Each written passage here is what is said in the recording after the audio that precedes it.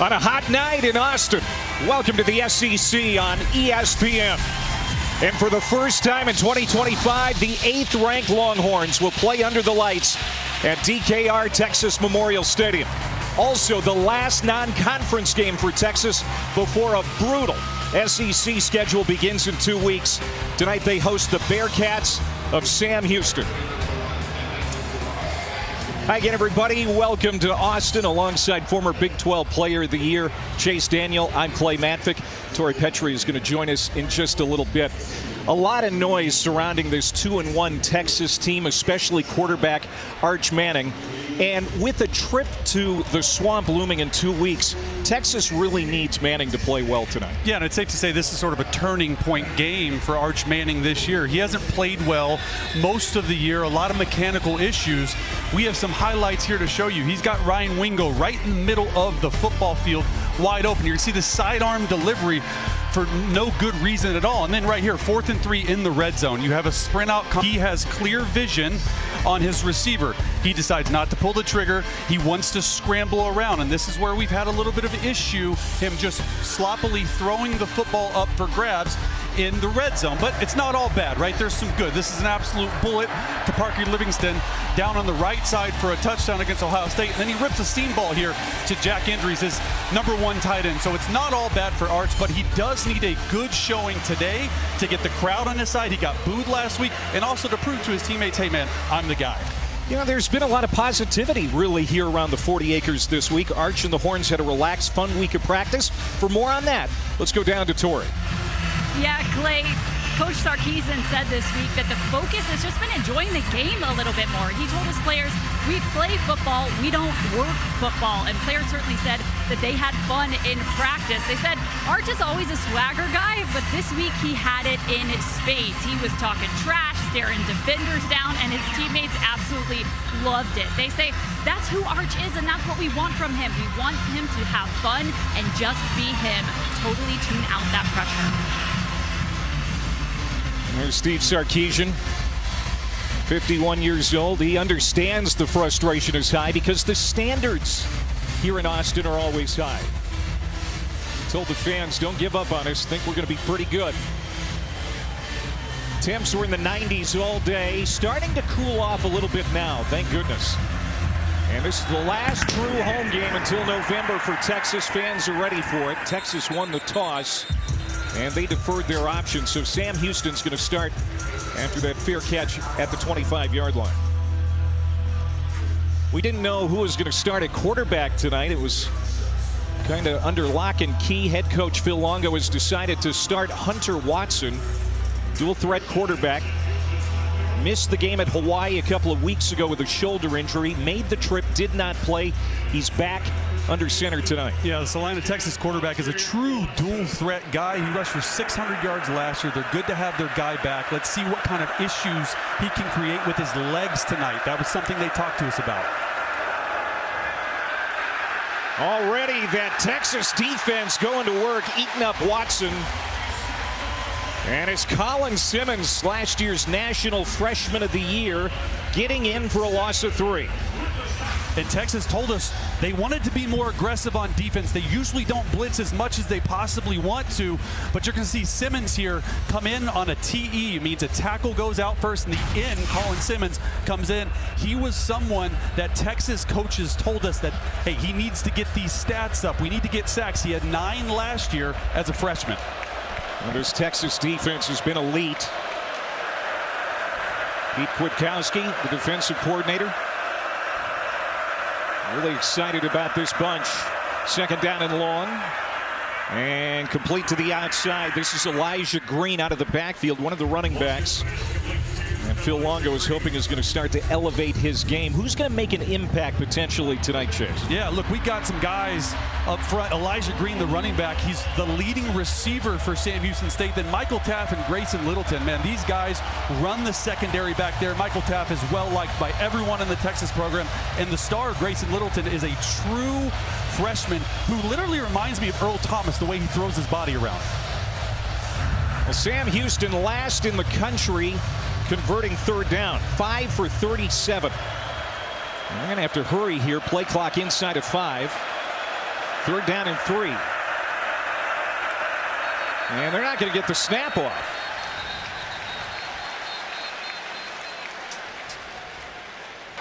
Delay game, offense, 5-yard penalty, remains 3rd down. Just a big mistake right there by Sam Houston State. You're in 3rd and manageable here, and you just don't do enough to get yourself a first down. You have a delay a game. Not the way you want to start going backwards. 3rd and 8. This Texas defense is one of the best in the country.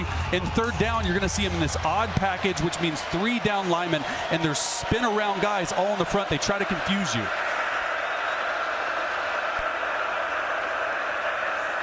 3rd and 3 becomes 3rd and 8, and now another flag. Man, this is going from bad to worse for Sam Houston. False start, offense, number 52. 5-yard penalty, remains 3rd down. We said that Sam Houston is coming off bye after that long trip out to Hawaii, a 37-20 loss. Their 3rd loss to start the year. Phil Longo, the new head coach, as you mentioned, runs a version of the air raid. He was an offensive coordinator at Ole Miss, UNC, Wisconsin, trying to rebuild a program. Yeah, they just got to settle in right here. It's a loud Texas crowd. It's their first night game. They're rowdy, Clay. 3rd and 13. Watson feeling some pressure again. He's going to step out of it. You talked about his feet, Chase. And he's going to scamper back over the 30-yard line, a gain of 8, but now 4th down. Just a really nice job by Texas defensively. They're saying, hey, we're better than you at every position. We're going to come up. We're going to press you. They played man-to-man on 3rd and 13, and there's nowhere to go. You can see they're sort of spying. They don't want you to get rid of them. And in 3rd and 13, right, we talked about 3rd and 8 or 3rd and 3. That gets the first down. 3rd and 13, not so much. Ryan Niblett back to return. This punt from Curtis Durand, a true freshman out of Australia. Rugby-style kick, end over end. And Niblett is going to field it at the 23. Takes a hit, sheds a tackle. Now comes to the near sideline, and he is going to be ankle tackled short of the 25. All right, so now Arch Manning. And this Texas offense, which has been under scrutiny since the season opening loss at the Shoe, can he find his confidence tonight? That's the big question everybody's looking to find answers to. Yeah, when he talked to us in the production meeting, he said, hey, we're going to do one play at a time. He's had a great week of practice. He's a lot better runner than you think. So when things have broken down up front with this inexperienced offensive line, he's been able to get out of pressure. They want to see him be more aggressive. I would not be surprised in this first couple plays to see them take a shot down the football field. Play fake. And Manning does want to throw. Pocket collapses. Ball's tipped up in the air and nearly intercepted. C.J. Johnson, middle linebacker, made a dive for it. Forward pass, 2nd down.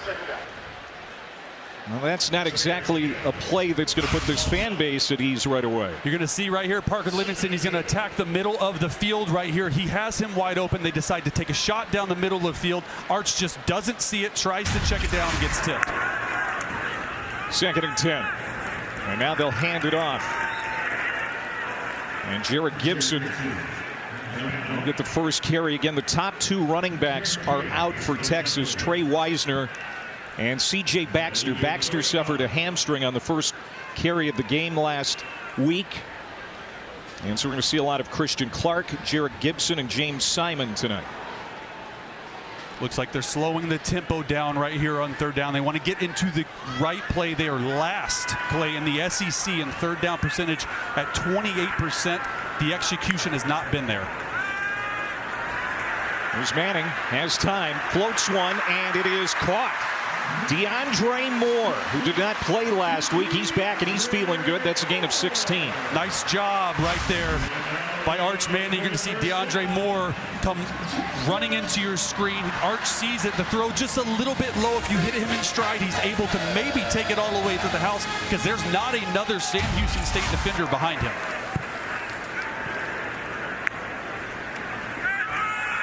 First down. Manning's going to keep it himself. And he's going to pick up a handful. Antavius Fish on the tackle. Manning, of course, an excellent rushing quarterback, has all 3 of their rushing touchdowns How do you anticipate him running the football tonight when they're trying to work on the passing game? He's a big part of their run game. They have to use his legs to be successful tonight. This is Christian Clark now bouncing it to the outside. That's going to be a first down run into Sam Houston territory. A gain of 9 before Brown brings it down. Really nice job by Christian Clark. Just an inside zone. He's going to find the ball hole. He's patient. This inexperienced offensive line has struggled at times versus weaker defensive lines when they stunt and they move. Right there, just a huge push up front. First down. We'll screen here to Christian Clark. Finds some room along the near sideline. Lowers his shoulder at the 33. Iman Allen. His dad Tajay played here at Texas. The corner makes the stop, but that's another 16-yard gain for the Horns. And a nice little play. Arch Manning's going to go left like he's going to do the sprint out like the first play of the game set up, and they just throw this little cross-body screen. They're trying to get the whole defense to move right. They end up coming back left. Really nice play call there by Coach Sark. Jared Gibson comes into the game for Texas behind Manning. They fake the handoff to him. Now Manning steps up, throws a rocket downfield, and a penalty flag comes down as Dalen McCutcheon hauls it in. It's another 16-yard gain, and we'll see if this is coming back. Holding, offense number 62. 10-yard penalty from the previous spot. Remains first down. Yeah, just Connor Robertson right in the middle of your screen. Okay, he's right here. Just the hold right there. You can't have that. Okay, another low pass right there by Arch Manning. He has to step up. A little bit of an issue, right? New center. It's a new quarterback. Only so many starts. Just got to get settled in here early in the game. Take a deep breath. Long game. And they are trying to push the ball down the field like they said. And you can see the penalties have been an issue for Texas. Cole Hudson, the regular starter at center, injured last week against UTEP, so Robertson doing the snapping. And this is DeAndre Moore again. He's hoping to be a spark for this offense. That's a pickup of 8. He's their slot guy. He's the leader right here. Okay, just a nice little screen coming back in. They like to get their guys the ball on the perimeter, but he's somebody that they really missed. He's their gadget guy. Get the ball to him extremely fast. Another penalty here.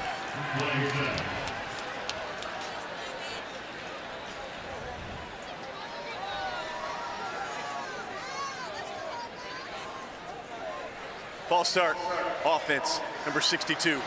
5-yard penalty, remains second down. Jason Autry, our white hat tonight. Steve Sarkisian, his team averaging over 8 penalties per game. Not out to a great start so far tonight.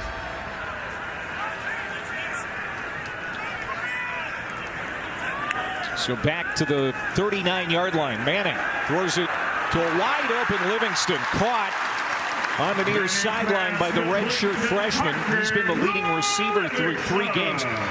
Like the early season chemistry between Manning and Livingston. And they're roommates together. Look at Arch Manning in rhythm. That's where he is his best. The longer the play develops, the more he struggles with his accuracy. But if he's on time and he's in rhythm like that, where it's 1, 2, 3, take one hitch, let the ball go, he's been extremely accurate. So that'll make this 3rd and manageable. 3rd downs have been a struggle point. 3rd down and 2, and Christian Clark peeking ahead, and it's going to be close. Yeah, he got it. Clark picks up the 1st down. 3rd down, missing makeable 3rd downs has been the problem. Last in the SEC. They want to see more 3rd down situations like that, 3rd and 1 or 2. And last week they actually really struggled in the first half with 3rd and manageable 3rd and 2 to 4 play. They were 1 for 10 in the first half, 2 for 5 on 4th down as well. So good job 1st down. This is where Arch Manning's legs really come alive in the red zone. 10th play of the drive. Manning going to the end zone. With contact. And Texas fans want a flag. They're not going to get it. Alonzo Edwards, good coverage on Ryan Wingo. And Ryan Wingo right here on a slant and go. This is a guy they told us in meetings all week. We have to get this guy more involved. He's a sophomore out of St. Louis, Missouri. He is their most explosive guy. He's 6'2", 214, the red zone target. They've got opportunities this year. Ryan Wingo just hasn't come down with catches on those. 2nd and 10. They keep it on the ground with Jared Gibson. That's a good run. Gibson, the Horns' 3rd leading rusher last year as a true freshman. His role is growing. And so the red zone. Another problem spot for this offense. Last in the SEC in red zone scoring.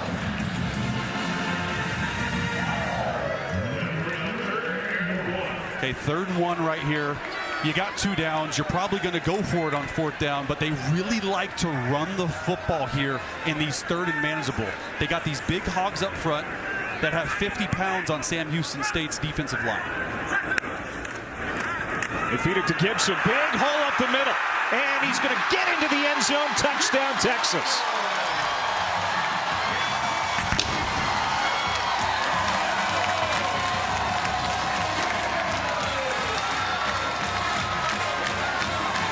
"13-yard touchdown run for Gibson. First rushing touchdown scored by someone other than Arch Manning for this Texas team this season."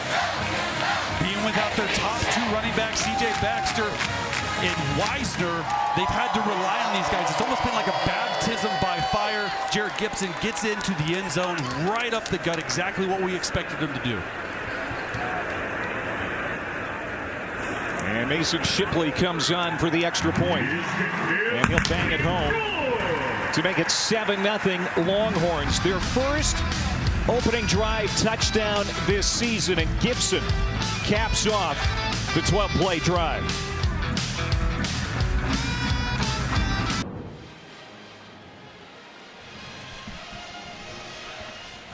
Twelve plays, 76 yards in 5.5 minutes for Texas. Steve Sarkisian is the play caller for the Horns.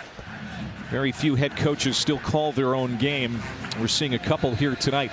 That is the first rushing touchdown besides Arch Manning's 3 for this Texas team. Gibson gets in to cap that drive.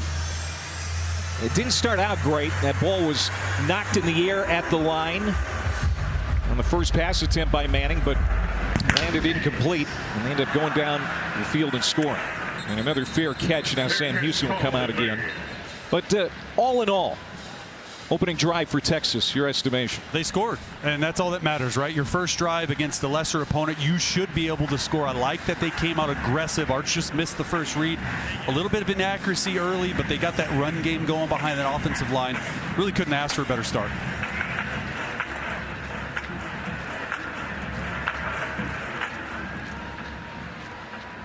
So now Sam Houston will start at the 25-yard line. 3rd year in the FBS for the Bearcats. Won 10 games last year. They have a new head coach and an almost entirely new roster. Elijah Green starts in the backfield to the left of Hunter Watson. And he will get the feed as Watson takes a hit. There's pressure coming off the edge. Colin Simmons was bearing down. You talked about him wanting to get more sacks. He was ready to level Watson, and he was able to get the ball away on the handoff for a 2-yard pickup. Just a zone read. He's saying, hey, you know what? I'm going to run right at the mesh point, and I'm going to hit the quarterback if I got a free hit. But Colin Simmons, man, he's been everywhere on this film so far today. He's their most dangerous pass rusher right here. He wants to get after the passer. He wants to get the football out of the quarterback's hands. Coaches really want to see him take a jump this year after 9 sacks last year. It's a rebuilt defensive line for Texas. Lost 4 players to the NFL. And you get the snap off. Watson sets in the pocket. His throw is off target. Good coverage by Jelani McDonald, who had an interception last week against UTEP for the Horns. And here's 3rd and long again for the Bearcats. And talking to Coach Phil Longo, who's the head coach as well as the play caller, he really wanted to see Sam Houston State be more aggressive on 1st and 2nd down and stay ahead of the sticks. Right here, 3rd and long, 3rd and 8. Texas can pin their ears back and come to get you. Colin Simmons is in the middle of the formation. Watch him. They like to move him around a lot. Now he's on the other side. 3rd down and 8. Watson going to be tracked down from behind by Trey Moore. 2nd sack tonight for Texas, and it's 4th down. But a play by Trey Moore. They look like they're going to bring 6 defenders right up the middle, and they end up just dropping out. Trey Moore right there. Okay, he's going to end up coming. Look at his outside move. They only rush 3. Colin Simmons is sort of spying the quarterback, their best pass rusher. But man, nice start for Texas defense. So Duran from inside the 5. That's a go. Should be decent field position to start this series for Texas as Niblett starts his return and gets it to the 40-yard line. Now Texas and Arch Manning coming back on offense, but how about the swagger of this Texas defense early in the year? I feel like we've done enough with him to have a pretty good understanding of who he is as a player and what he's capable of. I know there's a lot of football in there that's high-level quality football. A lot of quarterbacks and a lot of players are hard themselves. They want to be great, and it's frustrating because I know I'm better than this. And I got to play better. I told Arch before the season, you've never really been a quarterback until they boo you. He got booed in the first half. Now he can start playing. Well, the numbers from the first 3 games, the numbers so far after one series, 4 of 6, 55 yards, led a touchdown drive. Says he's taking it one play at a time. Wanted to come out here tonight and let it rip, not overthink it. Yeah, 3 of these first 6 throws have been behind the line of scrimmage.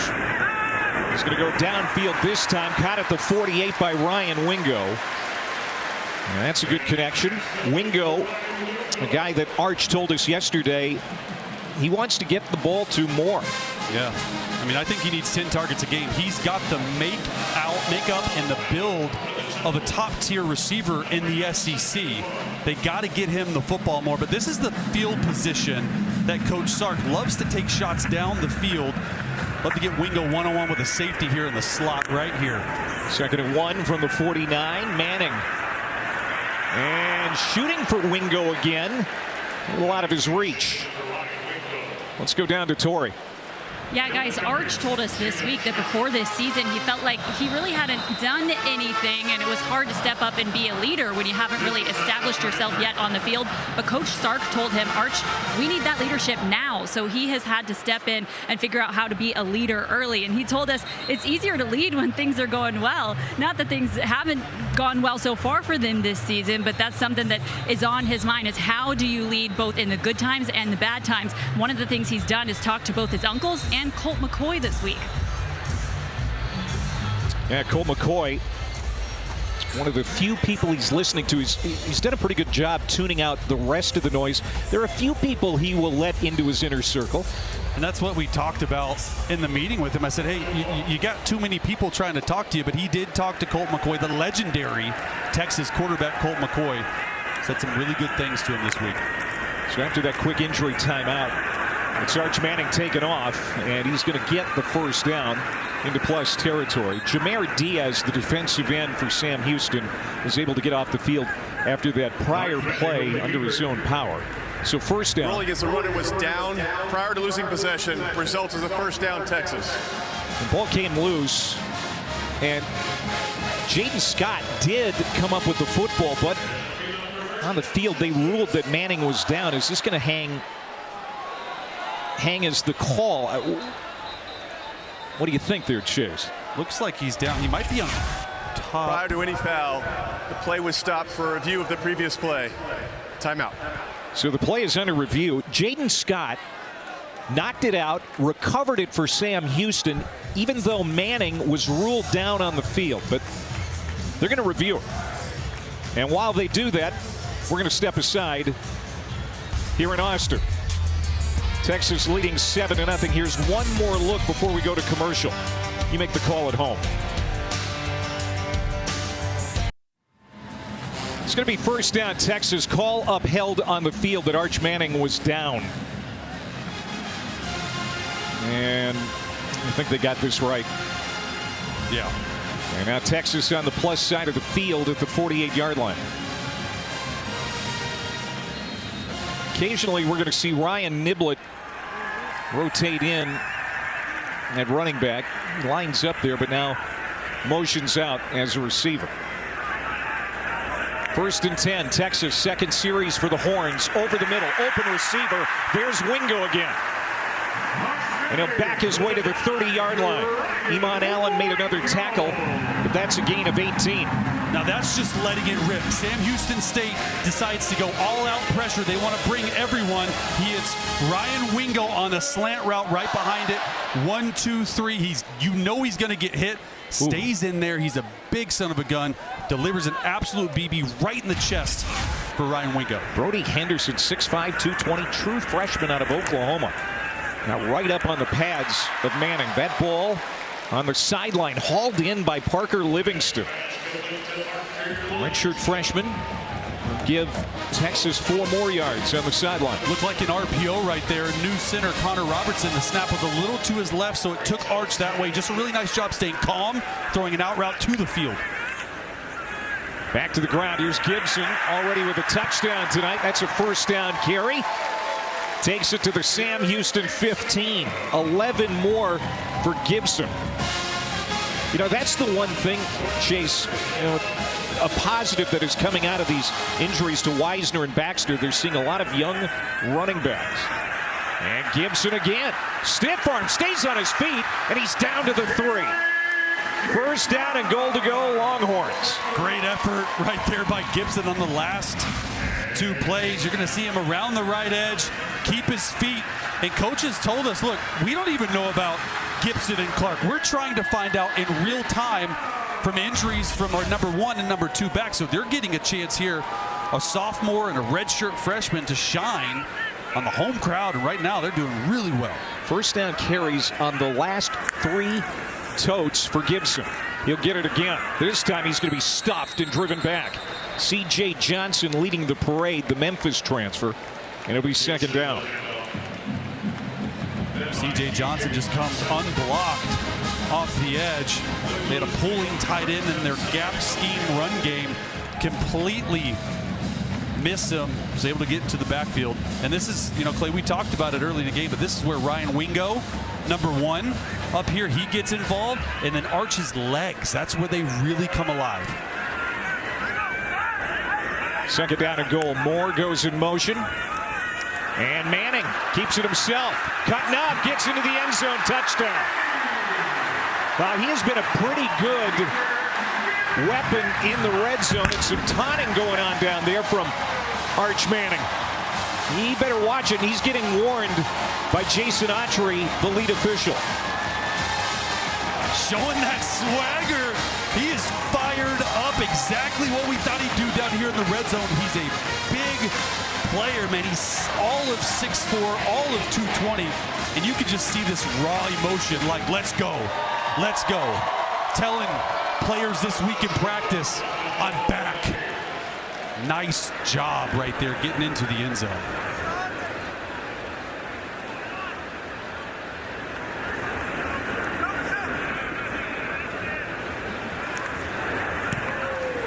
Got to believe at times Arch Manning has had the weight of the world on his shoulders. He talked about it last week. He was booed by this crowd after throwing 10 straight incompletions. He's going to come across right there. Receiver as well. And you're right, 10 straight incompletions to receivers. But nice job getting in for Arch Manning. And you can see the confidence starting to come back. He's fired up. Almost taunting. Surprised they didn't call it. Surprised they didn't get a flag, that home field advantage. This is what players all week talk to us about. He's got that swagger to him, Clay. You can see Jason Autry reprimanding him. But you can understand it. It's an emotionally charged young man right now. 21 years old, facing adversity for the first time as a football player.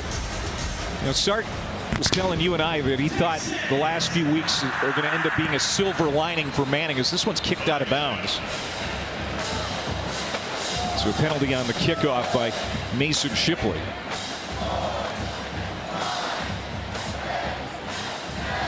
It's not about what happens to you, it's about how you handle it. Kicking team. The ball will be placed at 35-yard line, first down. So Sam Houston gets it at the 35 after the penalty. Let's go down to Torrey. Well, Clay, the refs might not have loved that touchdown reaction from Arch, but his teammates sure did.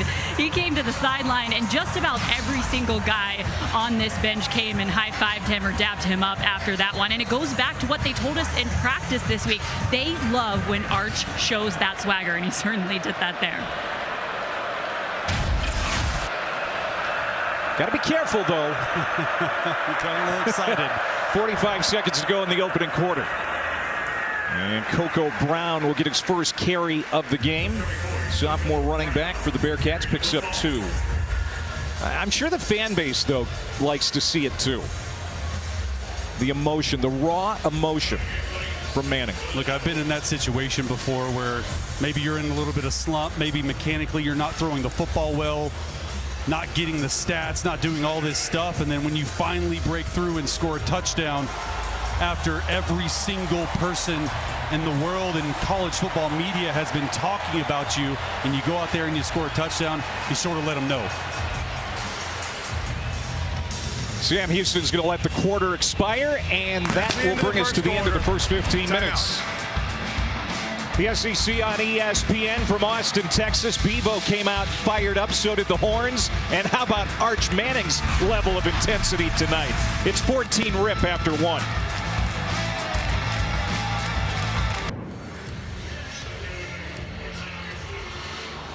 Sam Houston's ball to start the second quarter, 14-0 Texas. There's free safety Michael Taft.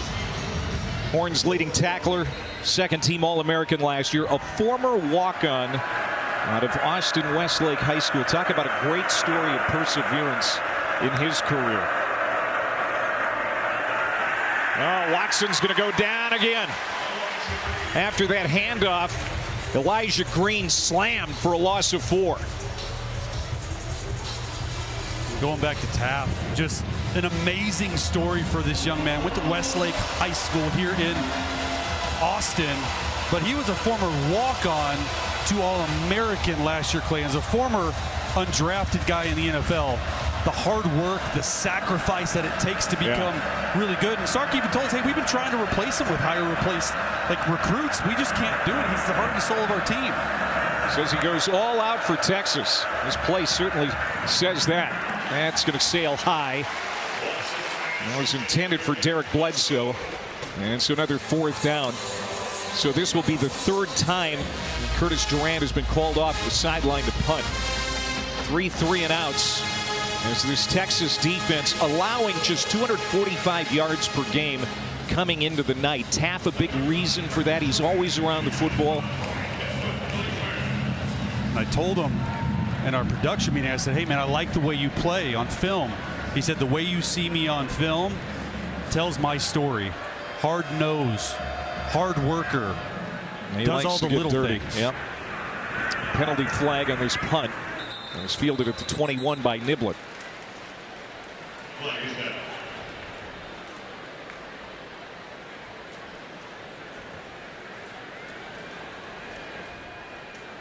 And neither of these teams have had the kind of game I'm sure they would like as far as a cleanliness topic. I mean, both too many penalties so far. Illegal motion, kicking team number 38. The penalty's 5 yards from the previous spot. Repeat, 4th down. So they're going to punt it again.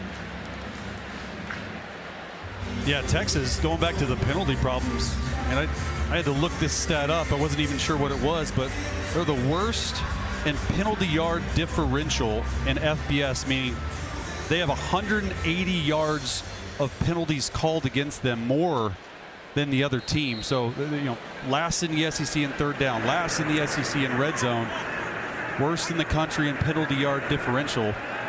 Got to get right fast before this schedule. Bye week, Florida, Oklahoma.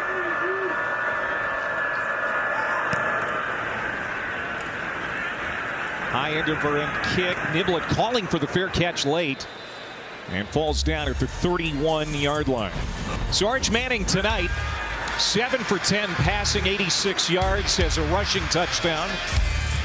And we have seen some raw emotion Yeah, and I think he's seen it really well. The accuracy on some of the throws, a little low, a little high, but you see right there, right? Probably should have been a taunting penalty, but I'm telling you, Clay, the sideline loves to see that. He's only a sophomore. You talked about his leadership within the game. Like, guys rally behind that. Your defense sees you go up there and do this, and you see him stretching his arms, been doing that between series. They love that. They'll go to war with you any single day. And first down, he's going to pitch it back to Niblett. Like I said, we're going to see a little bit of him as a conventional running back tonight. Gets 6 on that toss. You know, he's another one of those guys, number 21, Ryan Niblett, who they're just trying to get involved in the offense in unique ways. He's a Swiss Army knife. We just saw him in returns. He does it all. He's a receiver. He's a running back. They can put him at quarterback if they need to run the football. A little trickery. And around to Wingo. Behind a block. Gets across midfield. Trying to strip a tackler. Finally pulled down at the 30 by C.J. Brown. But there is that elite speed by Ryan Wingo. He's had a good night here so far. 34 yards on that burst. You see Ryan Wingo right here. He's going to come across on a little reverse, a little trickery. You see the tight end out in front. And then this is a good way to get him the football, right? He's not getting the throws maybe in the pass game that you want, but you see this elite speed, sophomore, really young guy. As he goes, this offense goes. Now Manning getting some heat from behind. He felt the pressure. Wobbling pass to a wide open Jordan Washington. The redshirt freshman tight end. Manning finds him wide open. A 32-yard hookup for the score. What a throw by Arch Manning. He gets pressure, has the ability to move to his right, find Jordan Washington on this little sneak route that we'll show you. Right up the sideline, he moves, he's not in a clean pocket, the play goes on, and he's extremely accurate with the football on the move. That's a confidence builder right there, Clay. And they did it quickly. 3 plays, a minute 15 seconds, they're back in the end zone. And another extra point for Mason Shipley. And we've got a penalty flag on the extra point. Illegal formation, kicking team, more than 4 players in the backfield. Number 51 was not on the line of scrimmage. 5-yard penalty, remains the try. It's Daniel Cruz, the lineman, lined up wrong. So Shipley will have to try again.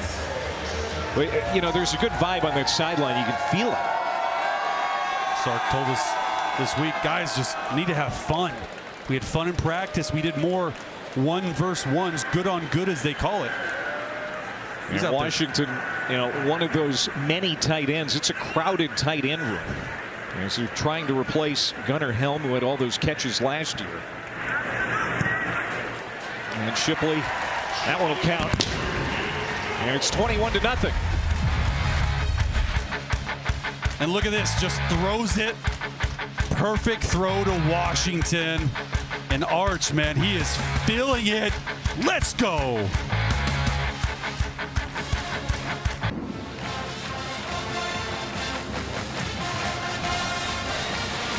Quick scoring drive for Texas to make it 21-0. 12:50 to go before half.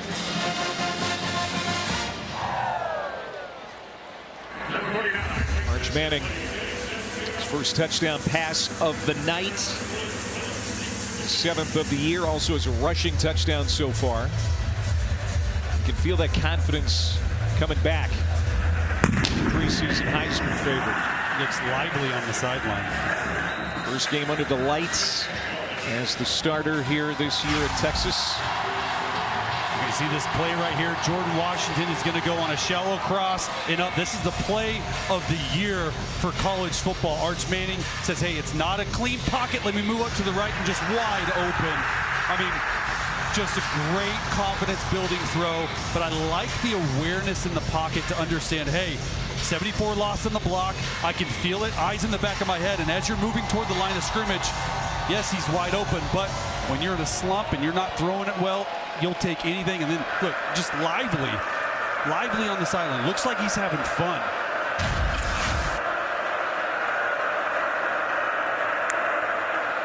Hunter Watson and Sam Houston. 3 3-and-outs, and on first down, Watson will slide short of the 30-yard line. It'll be second down and 7. Michael Taft, the aforementioned safety, right there for another tackle. This is a suffocating Texas defense. Last year, they led the entire country in interceptions, 3rd in total defense, 3rd in scoring defense, and they picked up where they left off last year. Getting ready to go in the SEC play, it's really hard to get any type of yards against this defense. And just 10 yards of offense for the Bearcats. And they're not going to get much here. A couple of yards for Coco Brown. And so it'll be 3rd and 5. Talking to the coaches this week, their scheme on defense, it's simple. We want to get after the quarterback with 4 rushers only. It allows for our guys to play fast. They had 6 returning starters from that defense a year ago, and they really have picked up where they've left off. Anthony Hill Jr., stud, number 0, right in the middle of the defense. Haven't called his name tonight. He's right here. See him rush the passer here. Get after him.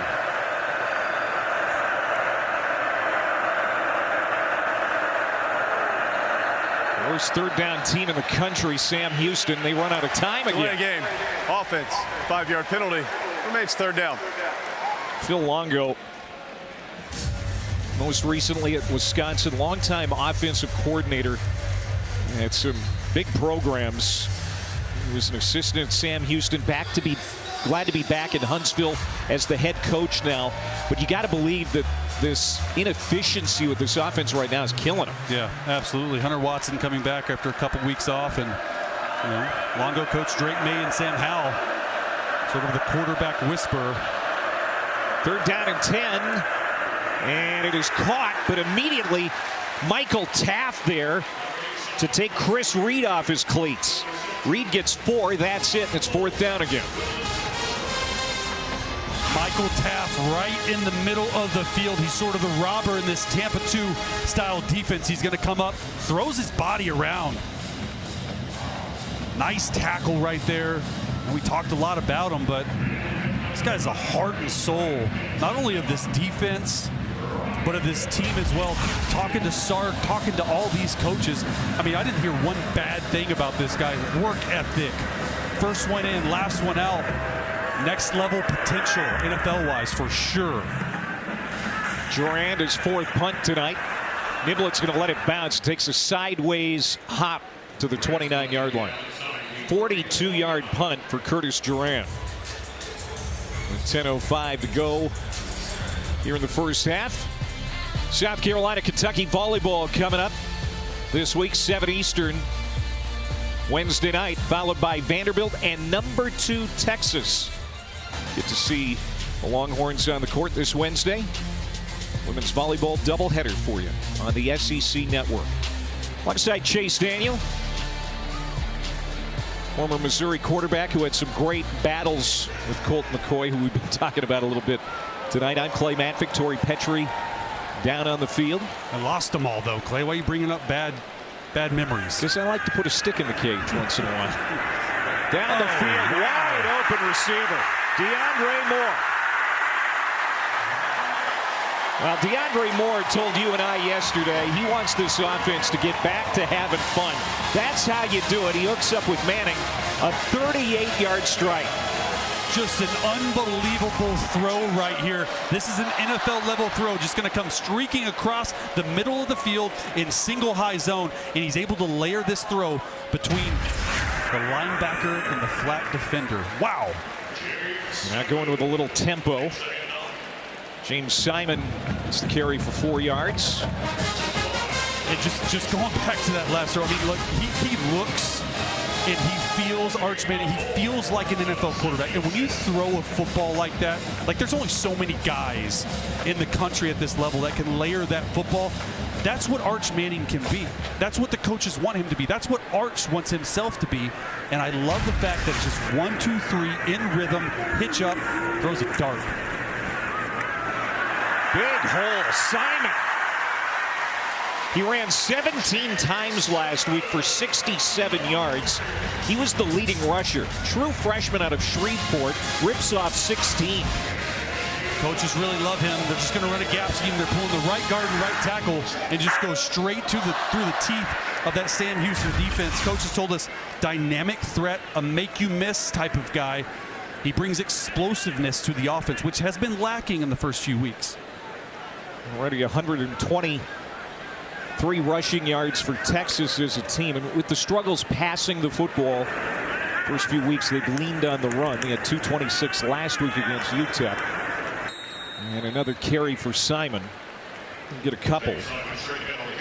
You know, it's the second year in a row, Chase, that the running back room has been riddled with injuries. C.J. Baxter, Christian Clark missed 2024 because of injuries. Now Baxter and Wisner are hurt.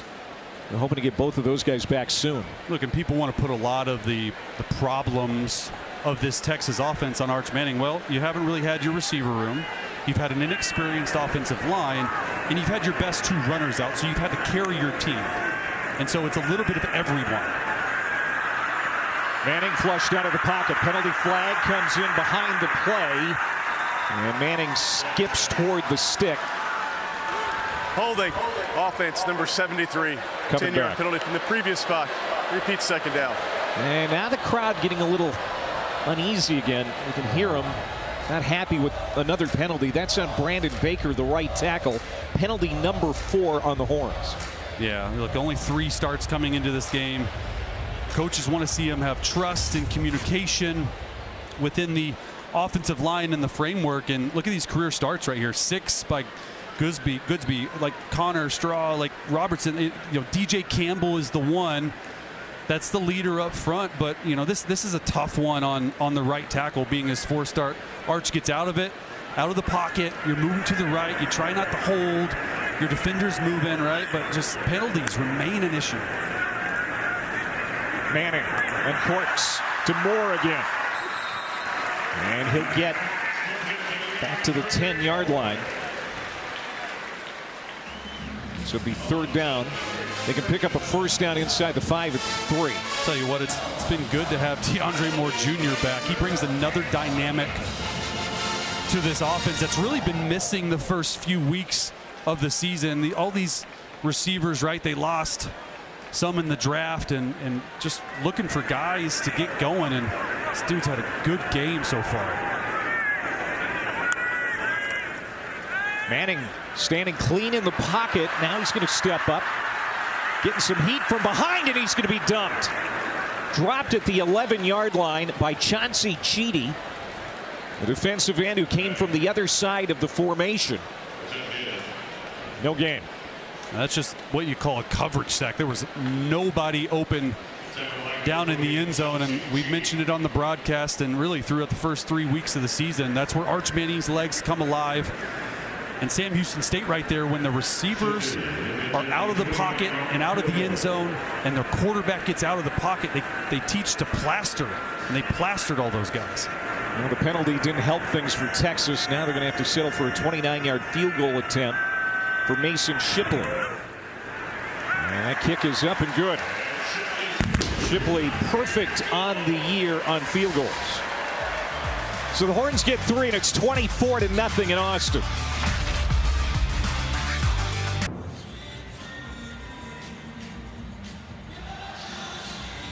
Well, Sam Houston's had quite a program, especially in recent years. Won the FCS national title during the COVID year of 2021. Then in July of that year, joined the WAC from the Southland Conference as they made the move to the FBS. And that started in 2023, and now in their 3rd year, coming off a 10-win season that resulted in a New Orleans Bowl win last year.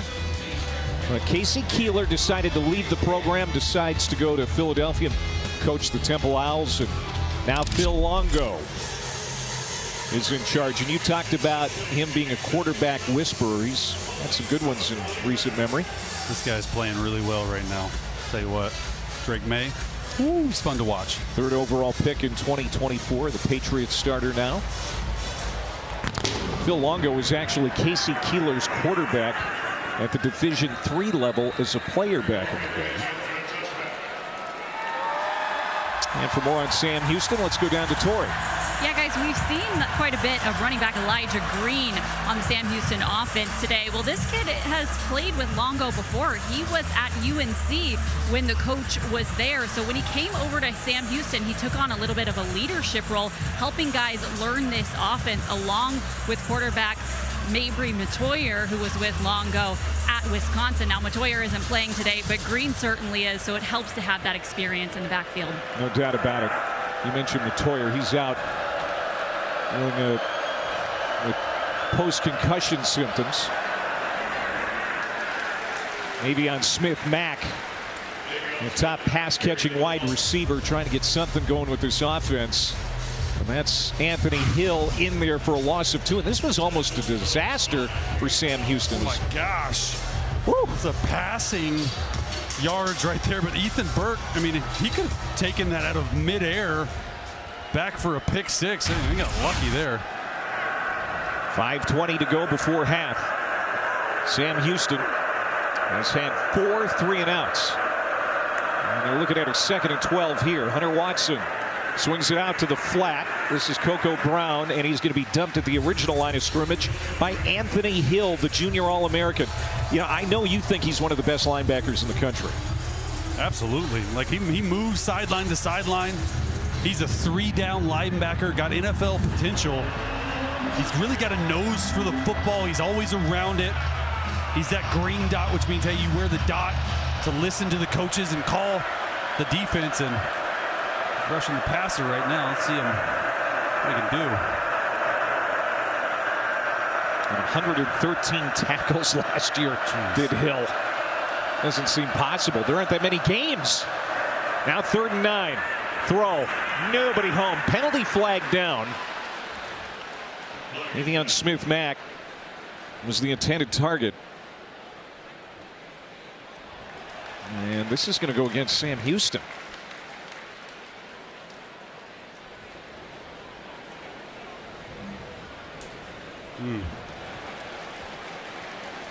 This offense can't get it going. Number 87. The penalty is declined. Result of play is a 4th down. They're trying to run a little pick route right there, and Smith-Mack on this wheel route sort of just pushes over Mack. And yeah, you're going to call that every single time. Not a lot of air in this air raid right now. Gosh. Texas defense suffocating Sam Houston right now. Niblett is going to see this bounce. More of a line drive kick that time from Durand. And it sets up at the 30-yard line. 44-yard punt. Texas on a beautiful night here in Austin, leading 24-0 over Sam Houston.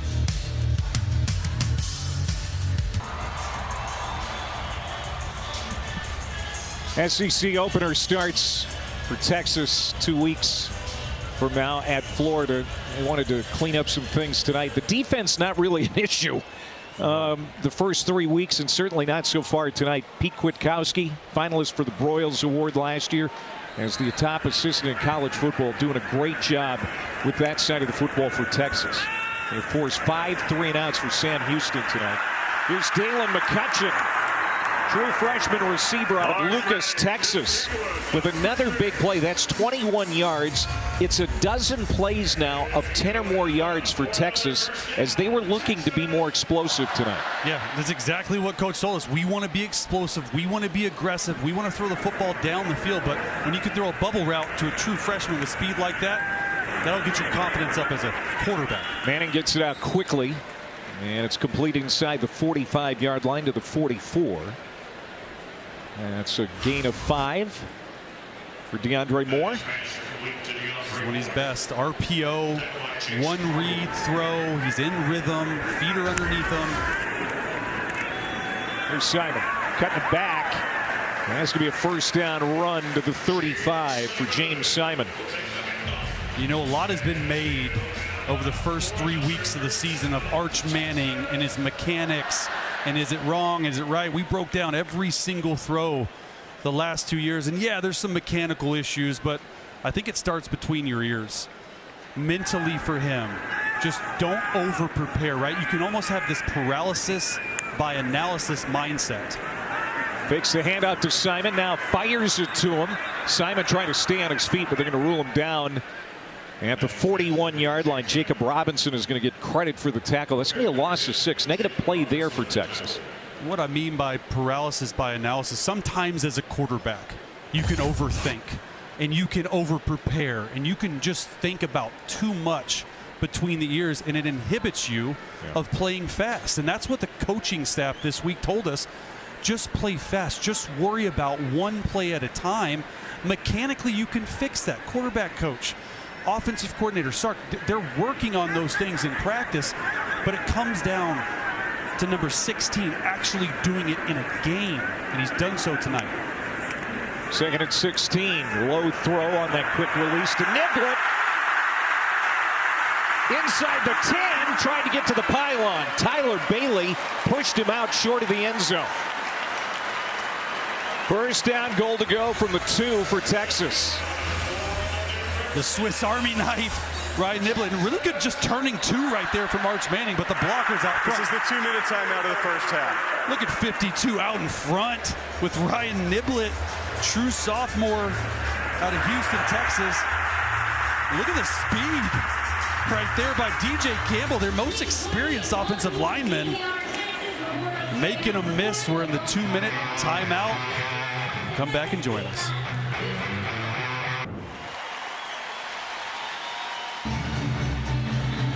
DKR Memorial Stadium, first night game of the year. Horns won't be back here until November 1st, believe it or not, against Vandy. First down, goal to go from the 2 after the 2-minute timeout. Handoff. Jarrett Gibson looking for his 2nd touchdown of the night. He is going to be stonewalled up the middle, no gain. Brody Henderson with the stop for Sam Houston. And we've been looking at the red zone numbers for Texas after the first 3 games. Not very impressive tonight. Better. Yeah, they're putting the ball in the end zone. Field goal as well, 67%. You know, we mentioned in the broadcast before, last in the SEC in red zone coming in. Manning keeps it himself again. Another rushing touchdown.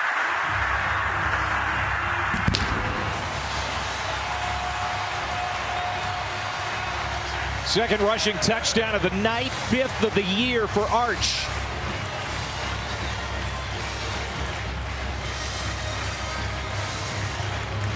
And we mentioned it. This is where his legs come alive. This is an RPO. Rolling out to your right. Hey, he said nothing's there. He's a lot better runner, Clay, than people give him credit for.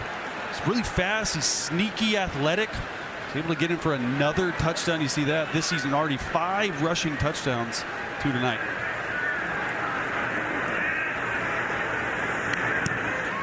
And Shipley adds the point after 7 plays, 70 yards, 2:47.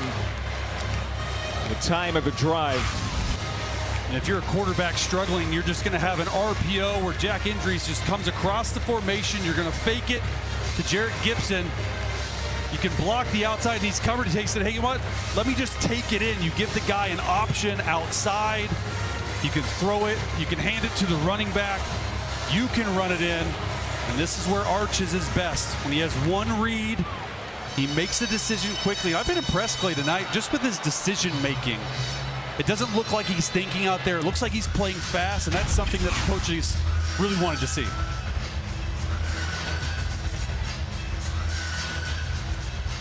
He's been carrying the weight of the Manning name on his shoulders.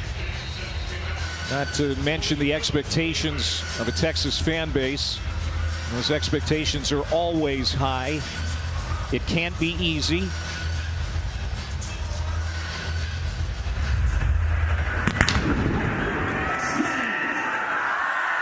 And this will be another touchback.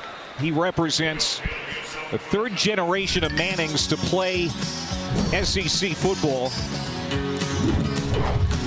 Of course, he is the son of Cooper, Peyton and Eli are the uncles. Ellen, also a great athlete. And Arch now carrying on the family football name. And through the first 5 games, when you compare him to his grandfather and his 2 uncles, really the numbers not that bad. Hey, 10 passing touchdowns. Only Eli has more on them. Those numbers stack up. Yeah. That's Grandpa and the Unks. That's awesome. Watson swings it out to Coco Brown for Sam Houston. Good catch and run. Boy, he is plowed under, though, at the 33-yard line by Ty Anthony Smith, weak side linebacker. Folks around here told us pregame that Smith plays with his hair on fire. That was a good hit. The true sophomore. This is a really young defense, really young team in general, and they're playing a lot of guys, and coaching staff was excited to see him fly around tonight. Second down and 2. That's a first down for Sam Houston. First down, and it comes with 1 minute and 11 seconds to go here in the first half. They'll stop the clock to move the chains, as we do under 2 minutes in each half. And that's got to feel good for Sam Houston just ahead of halftime to get something positive for this offense. Absolutely. Come away with some points here. Feel better about the first half a little bit. Hunter Watson, 9-4 is the starter over the last couple of years. Gets it to Coco Brown again. That's going to be a short pickup. 45 seconds to go in the half. Grayson Littleton on the tackle. The guy reminds me of like an Earl Thomas, dude. True freshman. Interception, a pass breakup this year. Really like him at the star position. Another swing play to Brown. That's a first down into Texas territory for the first time. Gain of 13 for Brown, sophomore from Denton, Texas. This is a good test for this Texas defense to hold them out of field goal range. 20 seconds to go in the half. Watson pumps, tucks, runs to the near sideline. And he's going to scamper out at the 42 to stop the clock with a dozen seconds left. Leonga Lafau, the weak side linebacker, angled him out. Interesting decision by Sam Houston not to call one of their 3 timeouts on the last play to just make sure you had the right play here. But look, you can go anywhere on the field right here. And Texas defense, if I'm them, you're playing some type of tight zone coverage. Sam Houston showing empty, some quick game. Need about 10 more yards for a field goal attempt. Watson has time, and it's juggled and dropped. Chris Reed, former Utah Ute, couldn't haul it in. And 7 seconds to go. You mentioned field goal kicker R.J. Lopez. He's got a decent leg, but they're certainly outside of his range now as they call a timeout. Lopez has a long of 40 this year, a former Bruin from UCLA. Like you said, they would like to get something on the board before half. Yeah, I mean, you really need 10 to 11 yards to try and get some points, which, you know, haven't gotten any tonight. Got 50 yards of total offense, and they probably have 40 of them on this drive. A lot of quick throws, outflanking Texas's defense, but I'm looking at the defense in Texas, right? You guys have been playing a great game so far. You have 7 seconds left in the half. Like, why not man up and say, hey, you're not going to throw these quick screens. Please reset the game clock to 8 seconds, 8 seconds. The previous play out of bounds ended with 8 seconds remaining. You're going to have to go right through the teeth of this defense, bring pressure. Thank you. Well, Sam Houston has 8 seconds now. They put a second back on. So is there enough time now to run a play and still get the field goal unit set up? Yeah, absolutely. If you're Sam Houston State, you want to make sure and run quick game, which means you have one hitch to get the football out of your hands.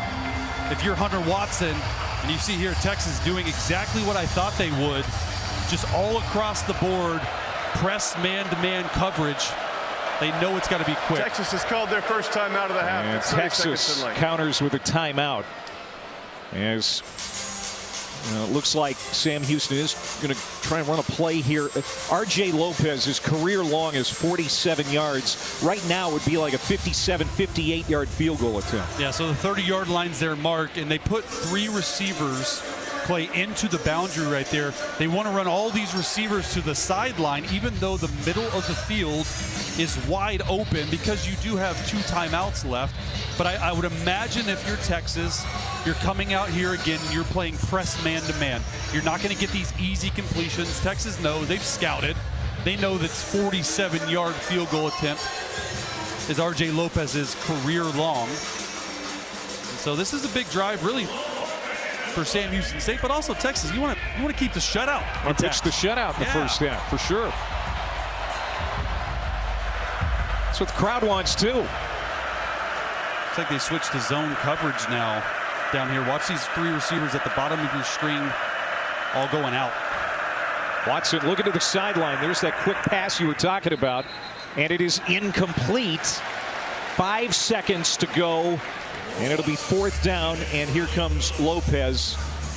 And that kicking unit, I believe, or are they going to keep him on the sideline? Throw a Hail Mary, right? This is too long. Really on the field, it's an incomplete pass, 4th down. No, they are going to keep Watson out there. So this will be the last play of the half, most likely. We were always in favor on defense, as I was a part of blitzing the Hail Mary, not to give Hunter Watson any time. See if they do it right here, and they do. Pressure. Watson throws a launch to the end zone, and it is intercepted by Jelani McDonald.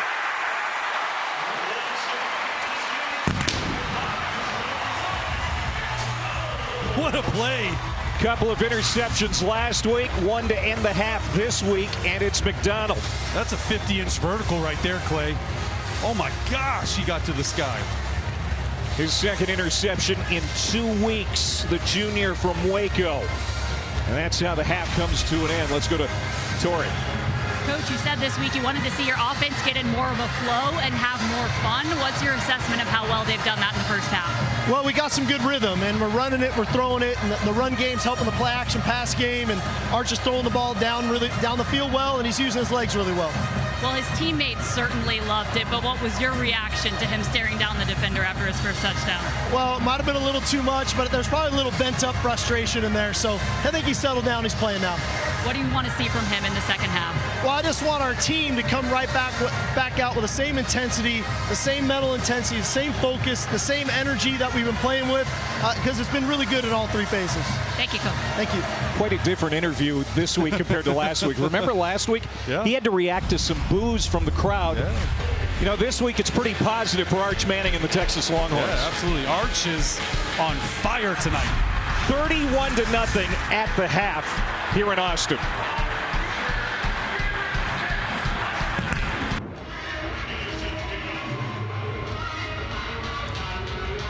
Welcome back to the SEC on ESPN. Humid night in Austin, Texas, but it's been a good one for Longhorns fans. 31-0, leading in-state Sam Houston.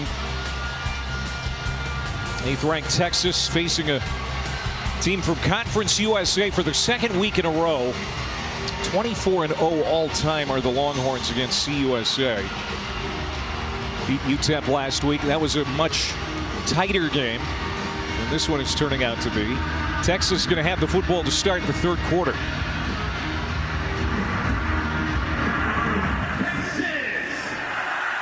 And this is returnable for Ryan Niblett. Across the 10, 15, gets to the 20, and driven down at the 25. Let's go down to Tori Petrie. Clay, I caught up with Coach Longo at the half, and he says he feels like his issue is that they just aren't making good pre-snap decisions. He says when you're playing a team as good as this one, you've just got to play smarter football. Over here on the Texas sideline, though, I've been down here all night, and I can tell you this sideline is absolutely energized. They are loving how this game's going for them. I bet. Sark is, I'm sure, mostly pleased. He'll nitpick it for sure. Come tomorrow, but it's going right now pretty good. So first play from scrimmage for Arch Manning, and he wants to throw. Unloads, and it's caught by Livingston. Parker Livingston stays on his feet and gets close to the 40-yard line. That's a gain of 15. That's his third catch tonight. Yeah, and Arch showing a little bit of power in the pocket. Drives that ball on a little curl route. 10 straight completions for Manning going back to last half, and that's going to be a false start. False start. Offense number 74. 5-yard penalty. Remains first down. Trevor Gooseby, the left tackle. Penalties remain an issue, and going back to Arch, Clay, right? Like, surprised he came out to start the second half, if I'm being honest, but you'd imagine if they put a good drive together here, Sark's probably going to let him throw it, get into some rhythm, go out on a high note, and maybe see some of the backups after this drive. If they can go down and score.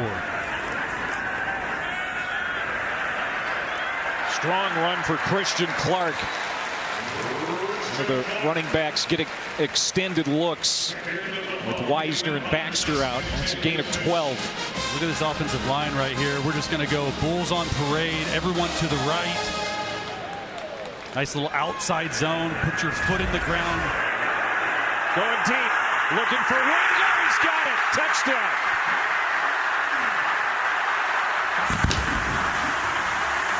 Manning taking a shot to his favorite target, Ryan Wingo. 53-yard touchdown pass. That's what a lot of people wanted to see in this building. I was just about to say that. Texas fans are on their feet everywhere. He's been extremely accurate throwing the football down the field. We talked about Ryan Wingo earlier in the game. He is their explosive guy that they wanted to get going, and boy, oh boy, did they ever on that deep throw. Wingo had a fourth-quarter touchdown connection last week with Manning, and you kind of felt like at that point that was maybe the sign that those two are starting to get things together. We're seeing more of it here in this game. Yeah, and Ryan Wingo, elite speed. He's the one that coaches tell us is the really fast guy. You're just going to go to the middle of the field on a post. This play-action game that Sark talked with Torrey on. You're reading that free safety, and I'm telling you, Clay, he missed this throw last week versus UTEP. Exactly this throw, a post route. He leads him perfectly up the field. He missed this throw by 5 yards last week. This is getting better. This is the Arch Manning that he himself knows who he is.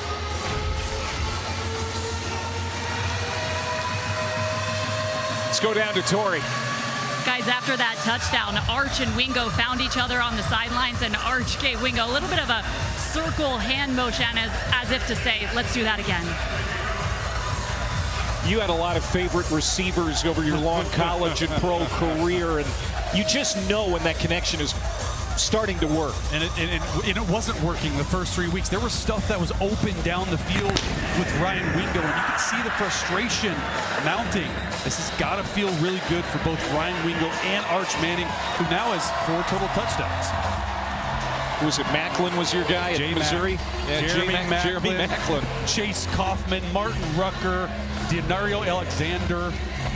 And that's special. When you feel that chemistry coming on, confidence is a big thing, too. It's a dangerous thing for opponents when guys have their confidence going. You almost want to be downright cocky. Like some of the best quarterbacks in college football just know they're going to make that throw. The between the ears, we talked about it a lot on this broadcast. That's everything for a quarterback. When you can get that confidence going, it's a good thing. Hunter Watson and the Sam Houston offense. It's been anemic tonight. Coco Brown is going to be dumped behind the line by Colin Simmons, as this defense continues to just be punishing, stifling Sam Houston.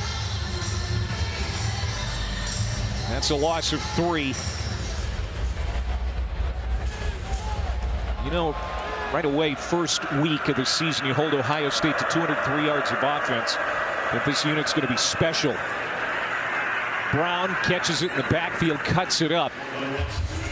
Leonga Lafau angles him out. It's a gain of 7. They'll bring up 3rd down and medium. Sort of been the one play that has worked today for Sam Houston. There's a little bubble screen outflanking Texas's defense. But right now, a big third down. Really, Texas got all their starters in. They're just playing man-to-man coverage across the board. Sam Houston's got to get a man beater up.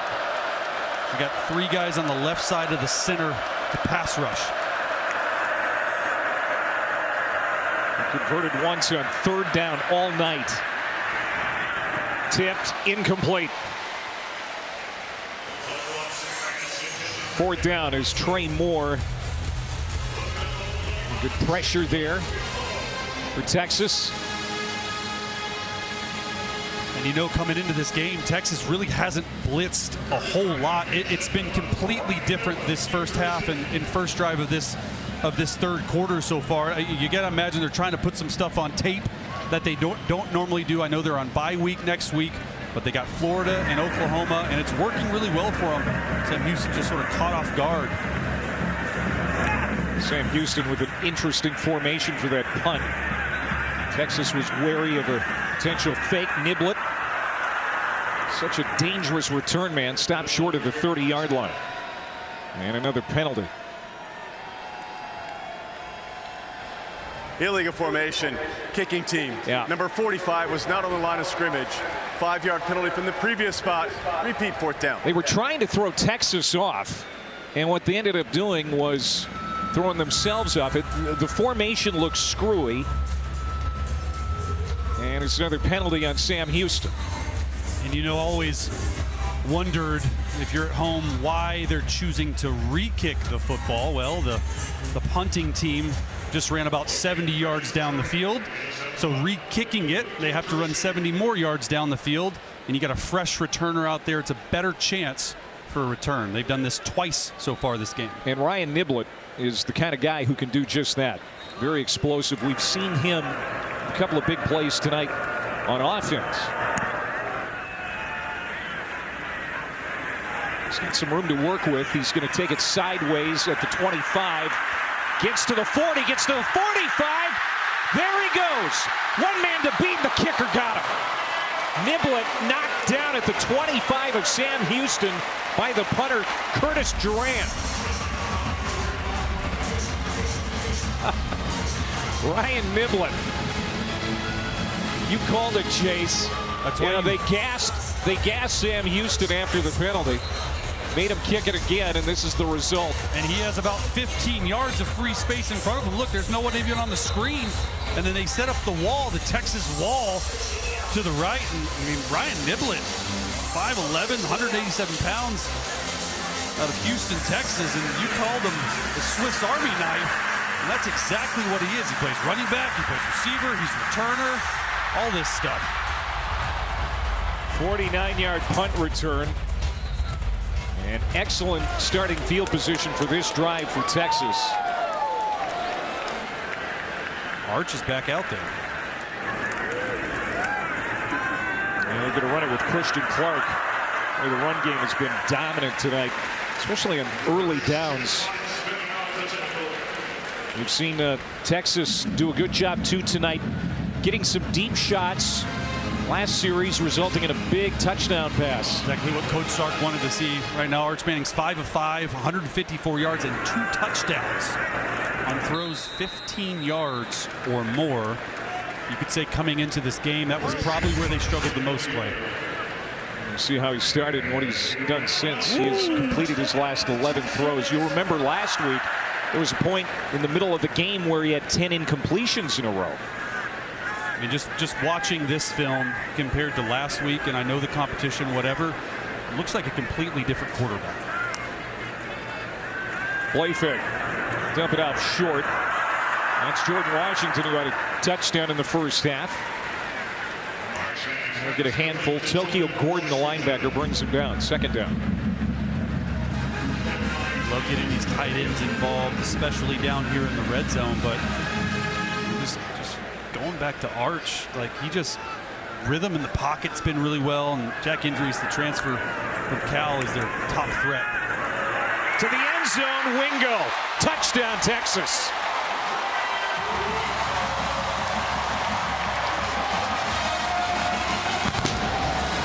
Second touchdown for Ryan Wingo. I think it's safe to say, Clay, Ryan Wingo is back. Touchdowns on the last two possessions. They've got their guy. It's got to feel good for this young man, sophomore out of St. Louis, to get finally some action. 2 touchdowns already in this game. This is going to build confidence, like you were saying earlier, Clay, with their connection.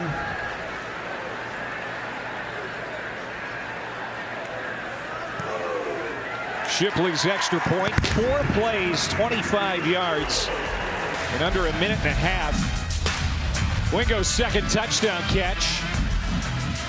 And now Arch with 3 touchdown passes tonight. Sark loves him.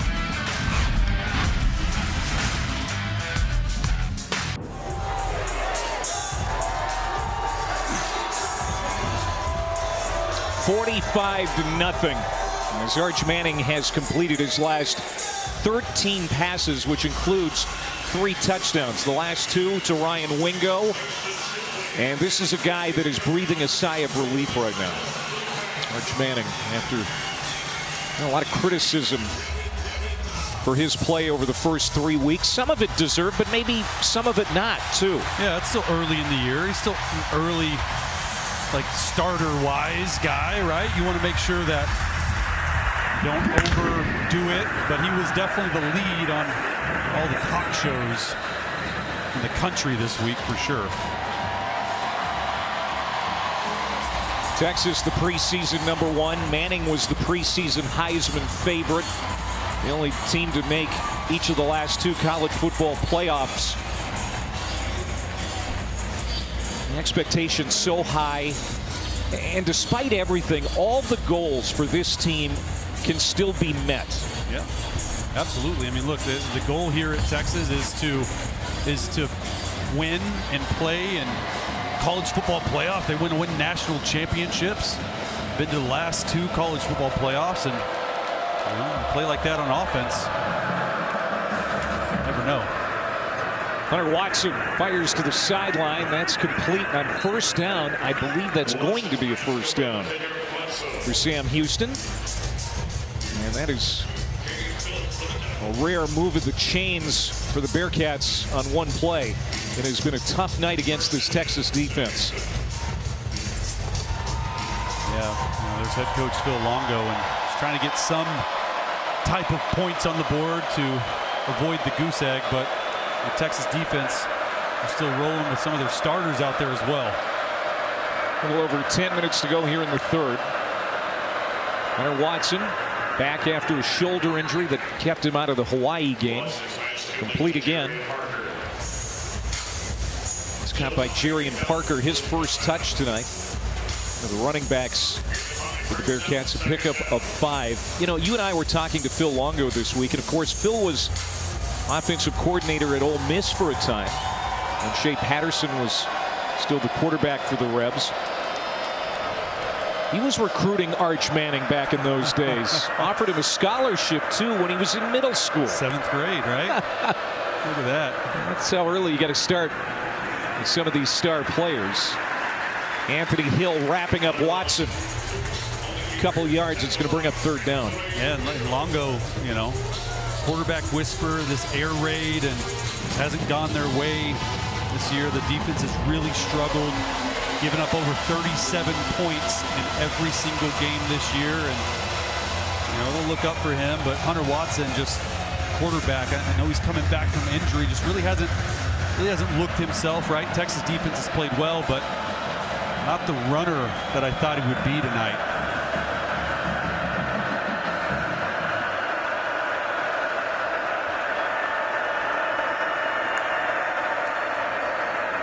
Watson will give it to Parker on 3rd and 2, and he's not going to get there. Cole Brevard, big nose tackle who was honorable mention All Big Ten last year at Purdue, gets in there for the stop. So it's 4th down again. And with nothing to lose near midfield, they're going to keep the offense out there. Yeah, and short yardage defense is where Texas shines. You got a lot of really big defensive tackles right there. Love to see them get the ball on the perimeter here on 4th down. That's where they've had the most success against this Texas defense.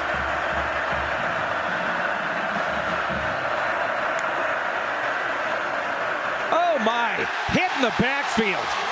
Brad Spence got to Parker quick as a hiccup, loss of 2, turnover on downs. He just comes unblocked. Right there, man. Golly. It's unbelievable play right there by Spence. Trying to run sideways.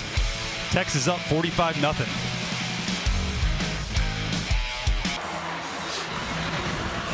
We've been on Arch Watch tonight, and so far he's checking a lot of boxes in a positive way, especially hooking up with his explosive receivers. Yeah, I mean, he's finding guys open down the middle of the field, deep. He just looks a lot more in rhythm, on time. The ball is coming out of his hands where, and then you see with Sark, he's pumped. He's fired up. You can just tell, like, man, that's the weight of the world falling off of his shoulders. And tonight, 320 total yards, really high completion percentage, 3 touchdowns, no interceptions. And he's also run for 2 touchdowns. But Matthew Caldwell is in now at quarterback as Arch's night is presumably over. And Jared Gibson gets the carry. Matthew Caldwell, a senior out of Auburn, Alabama. Transfer from Troy. This is his 4th program. He's been at Jacksonville State, Gardner-Webb, Troy, and now Texas. They really like this guy. They feel like if something were to happen, he'd step in and do a really fine job. Handoff at the middle there. Jared Gibson. And no gain, 3rd down. These are really important reps for a backup quarterback. You never know what's going to happen. It's a long season. I think we have 8 SEC games left out of the last 9, so you want to get your guys some reps. These are really important reps for not only the backup, but the coaching staff as well to figure out, hey, what does our backup quarterback do well? You're going to see him throw here. He dumps it off short. That's going to be a 1st down catch for Amari Winston. Their true freshman tight end. They are really excited about his receiving skills. They get him open there for a gain of 13. He's what they call the H tight end, so he's the receiving tight end in Texas's offense. And, you know, like you said, true freshman, 6'1", 240 pounds. They've had some really good receiving tight ends here in recent years. We talked about Gunnar Helm and all the catches he had last year. Before that, Jatavion Sanders.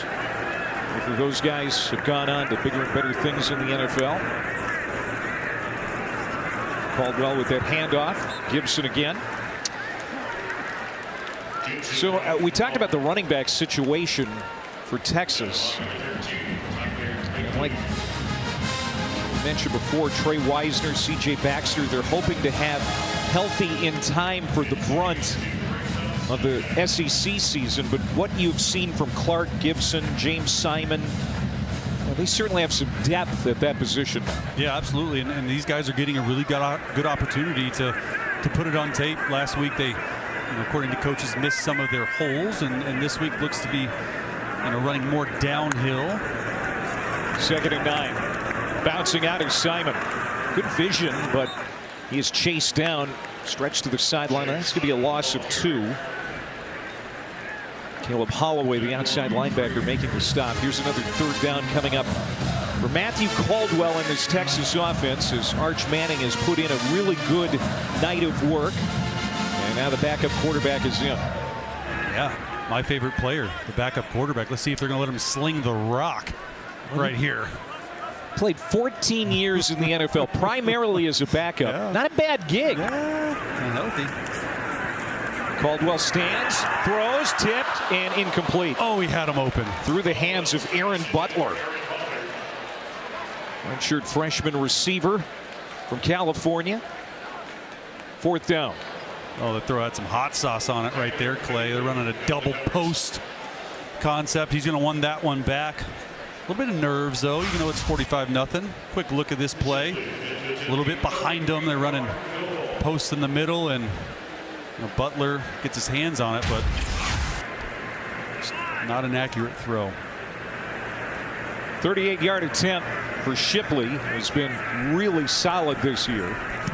Out of the hold of Jack Bomeister, the punter, who's had a really easy night tonight. We have not called Bomeister's name except for that hold. Under 5 minutes to go. Sark and Texas pouring it on.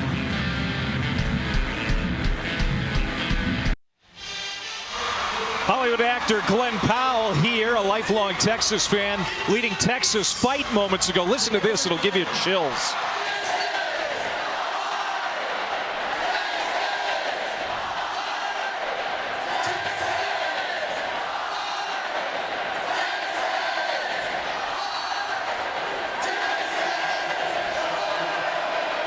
Man, what an atmosphere. Hey, let's go. Gave me some chills, and they're up, what, 48-0? And the conference portion of the schedule hasn't even started yet, and in fact it won't here at DKR until November. Quirk in the schedule. They don't have another home game here, a true home game, until the Vandy game on November the 1st. Of course, they've got the Red River shootout with Oklahoma in a couple of weeks. In a few weeks, I should say, in Dallas. 48-0. Arch Manning feeling really good, I have to believe, about his efforts tonight. 3 touchdown passes, over 300 yards through the air, a couple of touchdown runs. Looked good in the red zone tonight. Well, we said in the open, right? Turning point game for him. He wants to go into bye week feeling good about himself before that stretch, and I'd say so. Just 70 yards of offense for Sam Houston against this defense. And some of the reserves are in now for Texas on this side of the ball, and that's a big pickup for Grady O'Neal, the slot receiver. 21 yards. It's one of the biggest plays. It is the biggest play of the night for Sam Houston. If you're Texas defense right now, you're saying don't give up the shutout. They got a lot of backups in, a lot of third stringers in. Sort of their Super Bowl. Might be the only time they get to play. They're locked in. First down. Run it with Brown. And that's read well. 6 tackles for loss for the Texas defense tonight, which ties a season high. They were dialed in right from the opening series. Yeah. Forced a lot of early 3-and-outs. This offense has just been unable to find any kind of rhythm. Yeah, and Anthony Smith, the guy with his hair on fire, with another tackle. This is a good game. Number 26 for them. Figures to be in the rotation at linebacker when SEC play starts. And that'll begin in 2 weeks in Gainesville. Texas has not played in Gainesville since December the 7th, 1940. Fumble. Watson able to recover. A loss of 5 on that play. And it's been that kind of night for the Bearcats. Yeah, sure has. I don't know if they haven't made it into the red zone yet. I don't know how many times they've crossed the 50, but this drive is going back right here. The Texas defense can hold. 0 for 8 on 3rd down.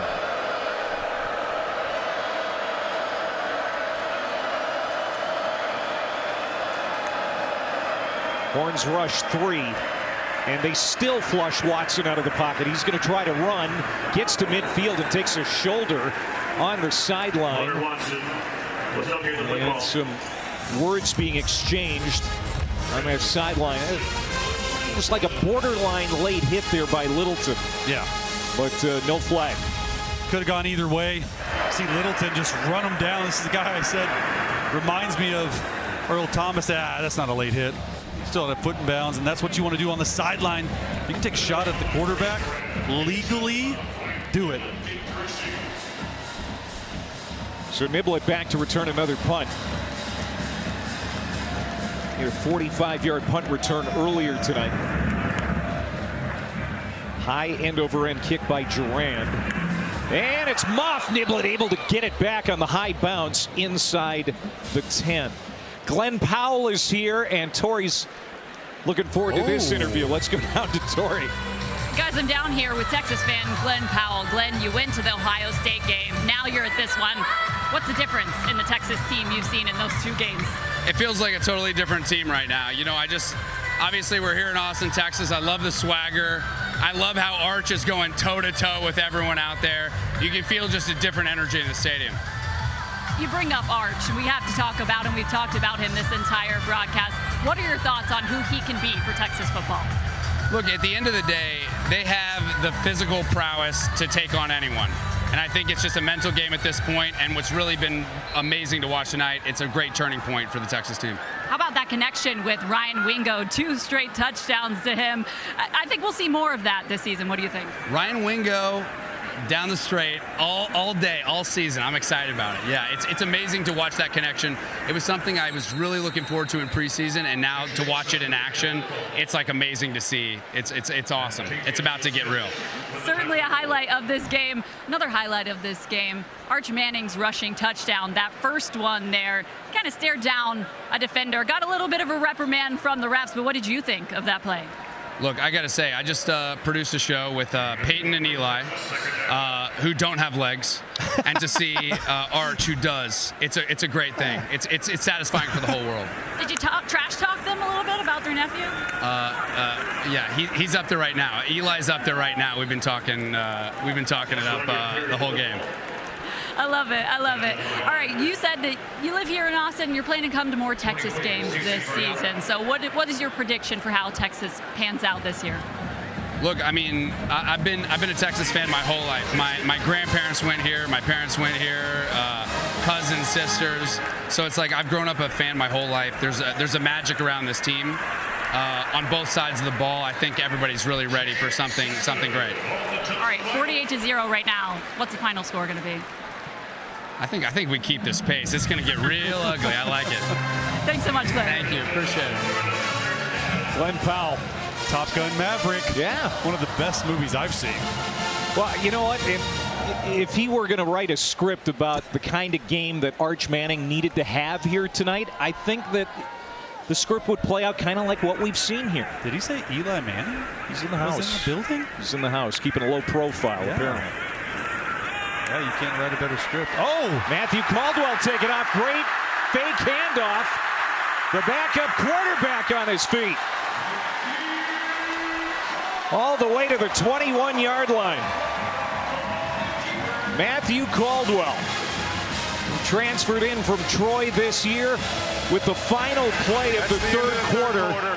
And it's a 61-yard run on the fake.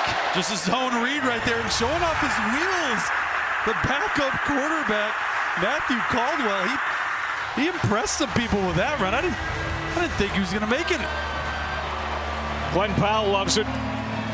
Hook 'em horns. All Texas here tonight in Austin.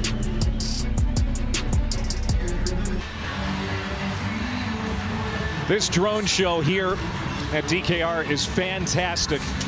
Fans eating it up with a spoon. Again, first night game of the season here. And it has been all Texas from the opening kickoff. Isn't it crazy how they can do that with drones? It looks fake. It's amazing. It does. They just press a button and it does that. 48-0 as we start the fourth quarter. Matthew Caldwell, the backup quarterback for the Horns, with a run of 50 yards on the play that ended the third. That was a loss of 2 to start the fourth. As Christian Clark is brought down. Been very few negative plays tonight for the Texas offense. They've stayed on track from really after the first play when it got tipped. And haven't looked back since. This is easily, I know, the opponent, their best offensive output of the year. Caldwell slant route that is caught. Butler. He's making an impression here in the second half. Gets it to the 8-yard line. A gain of 17 for Aaron Butler. So deep at skill position, Texas is, right? This NIL stuff, you just can buy players, and their depth is excellent. Clark takes a hit on the right side and leans ahead to the 5-yard line. This defense probably was exactly what the doctor ordered for Arch Manning, ranked near the bottom of the FBS in every category coming into the night. With that said, it's still an FBS defense. Yeah, and you want to be able to execute at a high level. Coach Sark told us in meetings, we don't care about the opponent. We want to go out there and play our plays. They took shots down the field. Offensive line, I thought, for the most part, played really well.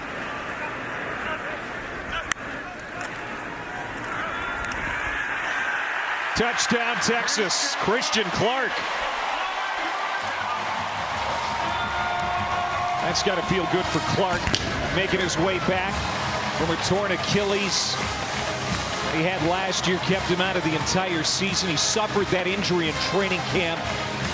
He was crestfallen, and he was expected to get quite a bit of work last year. Never happened, and now he's being called on here because of other injuries in that Texas running back room. Yeah, super happy for him. You can see his teammates. You can always tell about a player how your teammates greet you coming off the field. That was awesome right there. But I mean, Texas has ran the ball 34 times for almost 240 yards and 4 touchdowns. And coming into the game, this offensive line, we said, hey, we're not run blocking as well as we want, and it's the get right. Well, they're getting right. Clark tacks on another touchdown. It's now 54-0 Horns.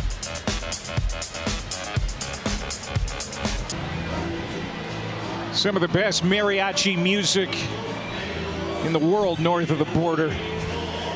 Right here in Austin, Texas. 55-0 Horns. We had some good food last night at Matt's El Rancho. They had a lot of mariachi music playing last night as we were enjoying our meal. The Bob's Dip. Really good food in this town. He's Chase Daniel. I'm Clay. Matt Victori Petrie down on the sideline. And Sam Houston's going to have another touchback to start at the 25. You were the Big 12 Player of the Year back in the day, 2007. And, you put up some pretty good numbers at Missouri. And, you played toe-to-toe with Texas. Colt McCoy was the quarterback. Oh, no, not for the Horns. Here's your one appearance in this building. Back in 2008, number 11 Missouri at number 1 Texas. And it was a 35-0 lead for Texas at halftime. But hold on to yourself. Here comes Chase Daniel and Mizzou coming back, but not coming back far enough. 56-31 was the final. What else do you remember from that game? Well, I remember that I need to have facial hair moving forward always, because no beard chase is not good. It's quite a shootout. Yeah, we got our butts whooped. 650 yards of offense combined through the air. Texas was really good that year. You guys were really good in 2007 and 2008 as Watson slides ahead for a gain of 9. You got on the cover of Sports Illustrated one year, and of course you were invited to New York. You were a finalist for the Heisman Trophy. Yeah. Some great moments in your career. Yeah, we had fun. Seems like so long ago. We went with Tim Tebow, Colt Brennan, and Darren McFadden. College football people know those names, and what a fun experience to be up in New York and to have the whole Mizzou contingent with us and to represent them. And yeah, got the number 1 in the nation that year too. Couldn't quite pull it off. There's 4 first downs for Sam Houston, trying to pick one up here on 3rd and short. Coco Brown got the handoff. A flag, could be a face mask here. Face mask, defense number 14. 15-yard penalty added to the end of the run, includes an automatic first down. So just the 5th first down now. And this one comes via the penalty. Got good eyes. How'd you see that? The great Dave Kelly helping out, as he always does. We were talking about Colt McCoy. Yeah. And you had a nice conversation with him on the phone today about what he told Arch Manning and what he hoped to see tonight. You think he's been satisfied? Yeah. I think you need to start talking to Colt McCoy before every game. And, was able to talk with Colt today and just get a little inside information on what was said. And it was really just the fact Texas defense stops him right here, that, the pressure that you face as a quarterback for the University of Texas, right? Colt He came right after probably one of the greatest quarterbacks in college football history in Vince Young. Vince Young obviously got Texas to that national championship, and you know, Colt and Arch just talked about, hey, what it's like to be a Texas quarterback, what goes into it. You know, the pressure on Arch he's used to it. He grew up around it. I think it's just mental sometimes with him, and he got over that mental roadblock tonight with a great performance. Second down, Watson over the middle, had a receiver wide open, and goes right through the hands of Grady O'Neal, who followed Phil Longo from Madison, Wisconsin. He was a Badger last year. One thing you and I noticed in talking to Arch yesterday, and we talked to him for probably a half an hour. He was very upfront about, you know, his play and how he felt he was going to turn it around starting tonight. He's got thick skin. Yeah. You know, nothing seems to bother him. You know, and you'll admit it hasn't been easy, but you can tell he has a really good countenance. And he's got a short memory, and I think that's really what is needed to play quarterback at this level. Watson airing it out, sideline, and that's going to drift out of play. And you really just want to, you know, it's really called the next play mentality. And Coach Sark told us about it, and I know Arch knows it too, but whether it's a good play or a bad play, just move on, right? And I think at times this year, Arch maybe would overthink some things if he missed something or mechanically he wasn't right. And, you know, that's just pressure. And you're going to have pressure as a starting quarterback for the University of Texas. But going through these low points and working through it and figuring it out, that's where real growth is. It's going to be fair caught by Dalen McCutcheon, a true freshman who's in now fielding punts. Arch Manning's night has been long over. This game has been long over, but we still have plenty to talk about, especially Chase. He likes to talk. Oh.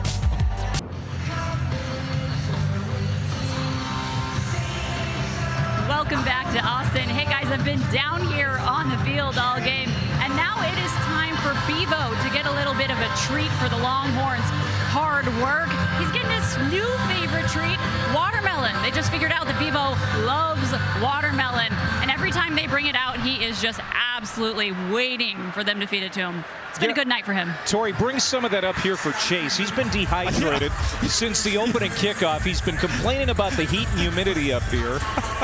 You and Bevo both. Yeah. I have 4 water bottles up here that have been drank. Watermelon, by the way, hydrates you. Bring it on up, Tori. It sure does. I'll be right up. He is a good-looking steer. Bevo. 2,100 pounds, they said. 2,100. That's not counting the horns or counting the horns. I suppose they put them on the scale with the horns. You can't take them off. I would imagine, Clay, that they That's a dumb question. That they put the horns back on Bevo. That was a dumb question. To weigh them. At least, but I think it's Bevo 15, right? Yeah. Oh my gosh. Good-looking animal. One of the few live mascots in college football, right? He's nodding his head. Those horns are big. Matthew Caldwell at quarterback. A 50-yard run on his first series. Hands off here. We'll bring up third down as Clark gets another carry. So the rushing attack tonight for Texas, 238 yards. They've had 7 total ball carriers. Yeah, Gibson's been pretty good, 11 carries, 53 yards and a touchdown. Manning, before he left, had a couple of touchdowns in the red zone.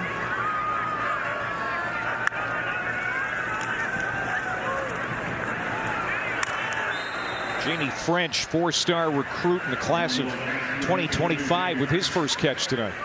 Gain of 5. They came in 9th in the SEC in rushing yards per game at 182 yards. And if they can run the football like this against SEC opponents, really protect Arch, get that receiving group going. And even Sark told us, like, hey, like with a defense like this, right, Clay, we don't have to be hitting on all cylinders right now. We don't have to be perfect. It's obviously the goal, the expectation, get as close to perfect as they can. But, you know, this defense is giving them a lot of latitude right now as Clark takes off for another good run. Great word, latitude. Yeah. It's true, though, right? Like the veteran defense, and, you know, I've been a part of some teams where there's not a lot of offense coming back. It takes some time to gel. You always want a good defense back, right? Like, you know, you're not having to score 40 points a game. It takes the pressure off of you. Of course, you're going to have your own pressure, and Coach Sark is one of the great offensive minds of the game, but you just need to stay with it. It'll come. James Simon, the carry for the true freshman. Steve Sarkisian. This is year 5 now. He's taken Texas to the last 2 college football playoffs. Of course, they were the preseason #1 team coming into 2025. And in the loss at the Horseshoe to the now #1 team in the country, Ohio State, at the end of the year, provided that they keep winning games, get things cleaned up, it's not going to hurt them as far as their goals. Not at all, especially how it's set up in today's college football playoff, right? The new expanded model, and I mean, they're about to go through a gauntlet of SEC teams, and you know, they're going to get tested. They really haven't been tested this year outside of Ohio State, but still good to put it on film, get a bye week, get the kinks ironed out. Malik Lockett, true freshman receiver who Sark thinks is going to have a bright future, dropped for a loss on that play. You know, this is one of the few programs around the country that is run like an NFL program. They had 12 guys, Clay, 12 guys drafted last year. It's just an abundance of talent consistently. Obviously, they almost have a blank check. They can buy whoever they want, but it's the coaching at the end of the day that matters. It's the development. And Texas is going to call a timeout. Texas has called their first time out of the half.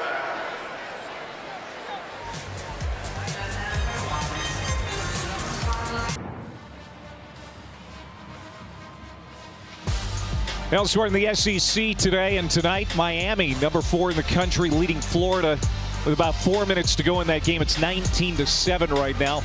That is Texas's next opponent in the swamp, Florida. Oklahoma, who they will see in the Red River Shootout in a few weeks. Big win today over Auburn, 24-17, and there you see the other scores, including that Missouri win. Big win at home.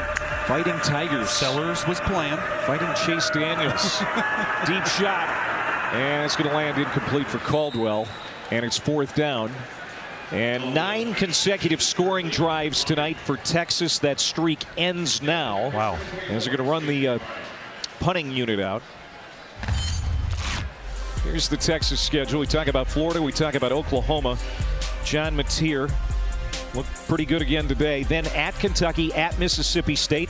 They're on the road, but certainly winnable games.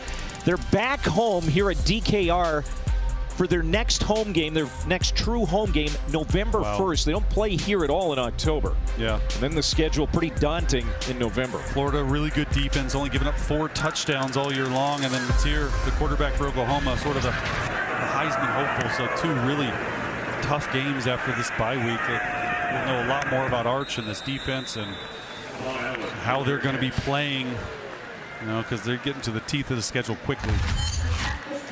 So Florida, you think about this, you have to go exactly a year to the day before Pearl Harbor for the last time that Texas went to Gainesville for a college football game. Jeez. December 7th, 1940. December 7th of 41 is Pearl Harbor Day. And they whooped them last year at DKR. Quinn Ewers was absolutely on fire. He had 5 touchdowns. Wow. Yeah, you know, this is, I think the Florida defense is a little bit better than last year. And you know, DJ Lagway struggled at times this year. But if they can play offensively somewhat of how they've played tonight with the consistency, the efficiency, running the football, they're going to play good defense. We know that. Those are the keys to success if Texas wants to make a run at this thing.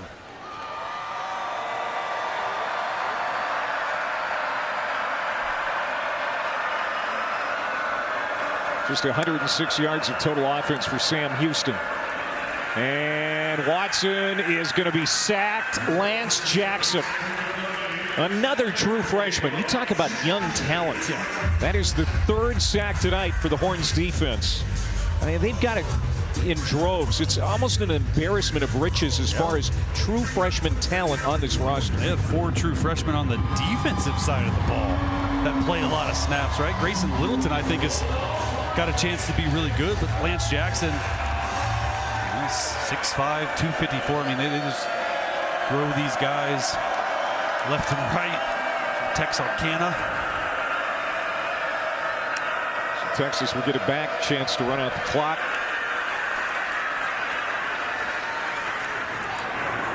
Watson trying to pick up that first down, well short of the line to gain. Dylan Burke had been flagged here.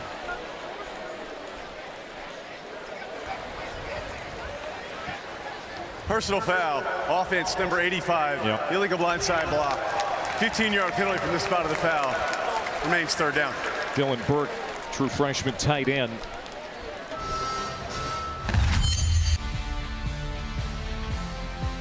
Well, after the game, head over to the SEC Network for a complete recap of all of the games we've been talking about here in Week 4. Don't miss SEC Football Final presented by Academy Sports and Outdoors tonight on the SEC Network. Inside Chase Daniel and Torrey Petrie, I'm Clay Mathick. Final 6 minutes here in Austin. 3rd and 19 after the penalty. Shane Porter in at running back now for the Bearcats. Transfer from North Texas. Watson hit, ball comes out. Loose football, who's got it? It's recovered by Porter.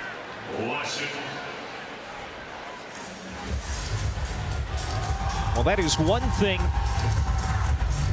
that, Sam Houston has pretty much avoided tonight. Colossal mistakes as far as turnovers, but here was another opportunity for Texas. As Smith Orogbo came in off the edge and popped that one loose. Nice job by him just going after the football. Got all sorts of pass rushers on that side of the ball. It's unbelievable. Punt from the end zone and not a good one. It's going to take a good Bearcats roll, though, inside the Longhorn side of the field. And it'll lay dead at the 47. With 4:45 to go. Steve Sarkisian mentioned to us yesterday that he really wanted to see KJ Lacey, the freshman quarterback from Alabama, get some reps tonight if he could help it. We'll see if that's the case here. But look at this, the last 2 seasons. These are the 50-point games that Texas has been able to collect. This will be the first of 2025. Sark still angry about some substitution issues. He's coaching till it hits 0. And it will be KJ Lacey at quarterback. Alabama's Mr. Football last year, 4-star recruit. Give him an easy play on first down. Hand off to Christian Clark. KJ Lacey, the number 2 passer in state history in the state of Alabama. They are really liking what they are seeing since he came to the 40 acres. They know he's got a lot of arm talent. Yeah, they really like him. I mean, a lot. Like he's 6 foot, so the other 2 guys, Arch Manning 6'4", Matthew Caldwell 6'4", but he could really move around in the pocket. Maybe not prototypical size, but he's a true freshman. Anytime you can get some play time as a true freshman, you love it. Clark, good run. Flag comes in from the secondary. It's a first down run for Clark.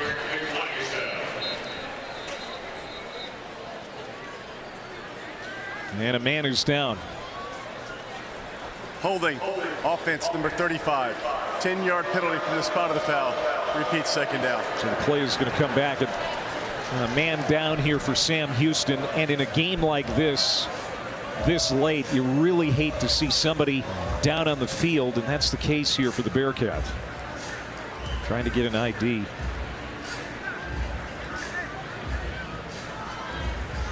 That is A.J. Sargent, big nose tackle. Senior out of Peoria, Illinois. Sam Houston, their next game is going to be on a Thursday night, October the 2nd, at New Mexico State, as weekday CUSA games start in October. They're not playing any home games this year in Huntsville. They've been playing in Houston at Shell Energy Stadium while their stadium at home is being renovated. Bowers Stadium in the facelift. They're excited about the improvements there. Looks like he's all right. You never want to see injuries this late in the game, like you were saying. Testing out his shoulder strength right there.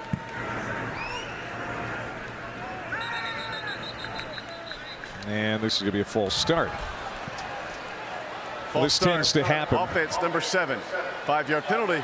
Remains second down. And a lot of second and third stringers in there, and they lack cohesiveness. Penalties just remain a problem.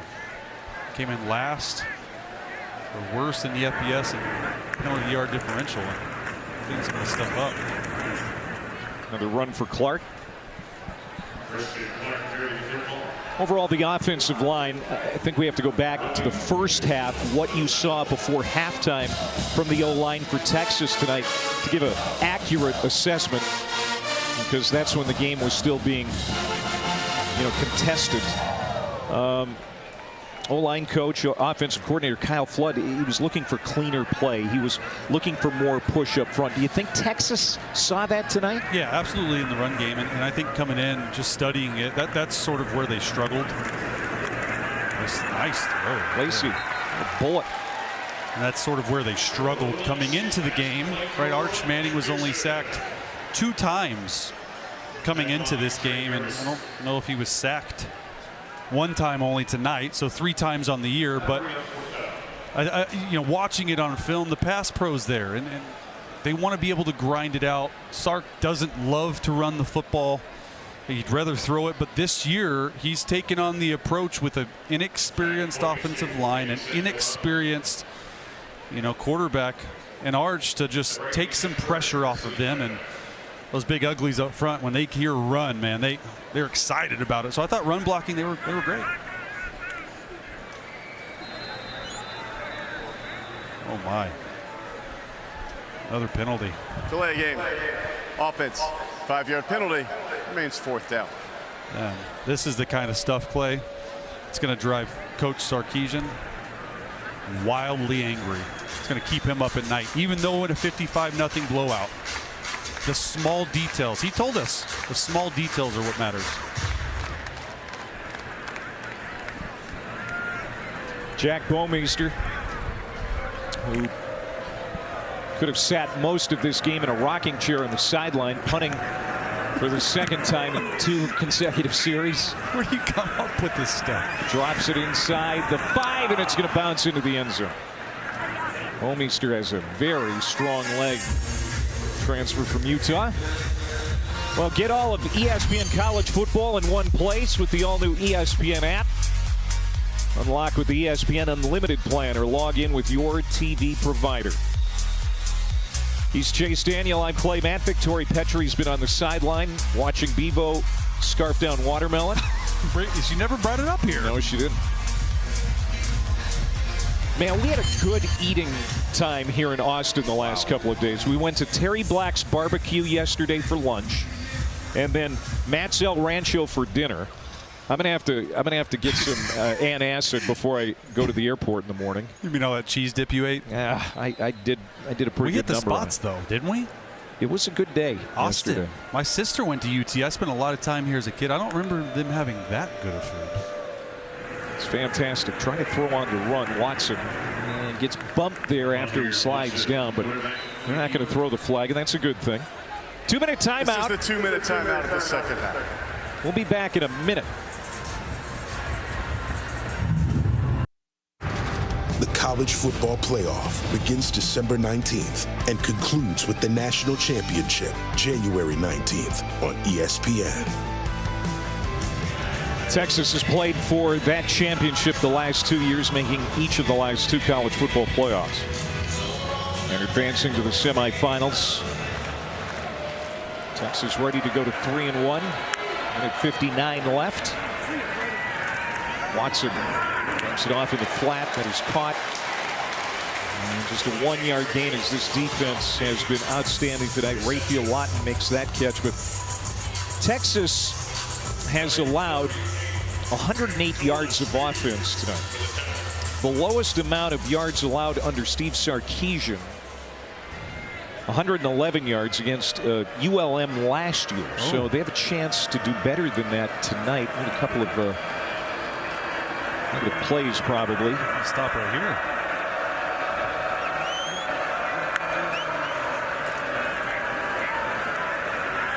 That might blow that out of the water. Watson, good run, gets to the 40, first down and more.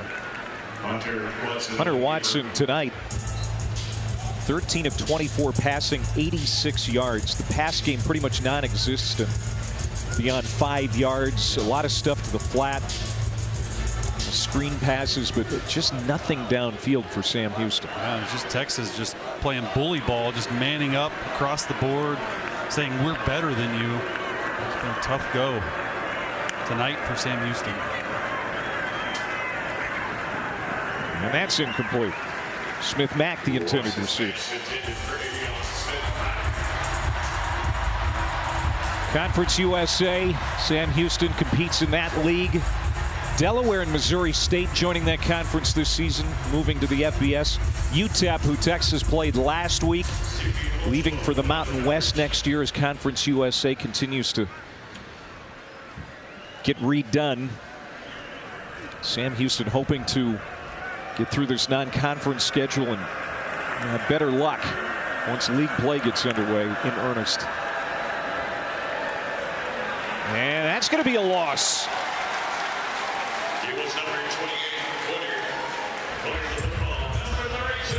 Sarkisian.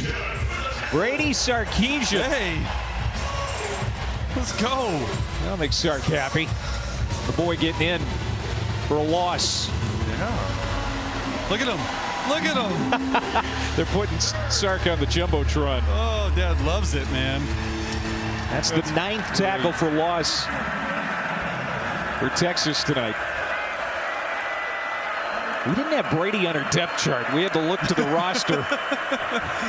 Good pull by you. Oh, and another one. Brad Spence again. Boy, he's had a good night, and that's going to be the final play. This is the kind of night Texas fans were hungry for. Yeah, it's against a winless Sam Houston team, but a win's a win. Arch Manning played well. The defense was outstanding again tonight.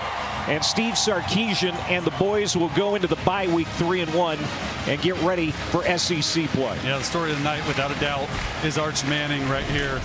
It's been his night on the ground, in the air. You see him right here, going to taunt.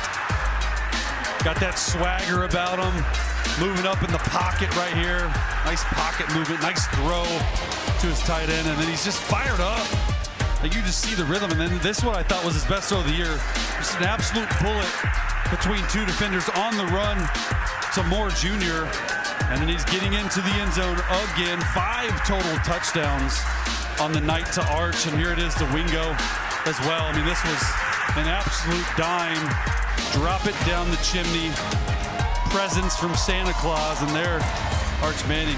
It's like a different dude, man. 309 yards through the air. I mean, the efficiency, 18 of 21, 3 passing touchdowns.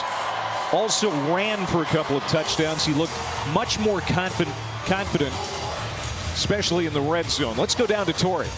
Guys, I'm down here with Ryan Wingo and Arch Manning. Guys, what a game for this offense. There was so much talk this week about wanting to get in an offensive flow and have more fun. What was working tonight? Yeah, it took us a few weeks to get the rhythm, but finally got the ball to this guy, so it was fun tonight. Ryan, speaking of getting the ball to you, that deep pass to you, what did you see on that play? I just knew he was going to give me the ball. I just got to be in the right spot, and I knew he was going to be able to get it to me.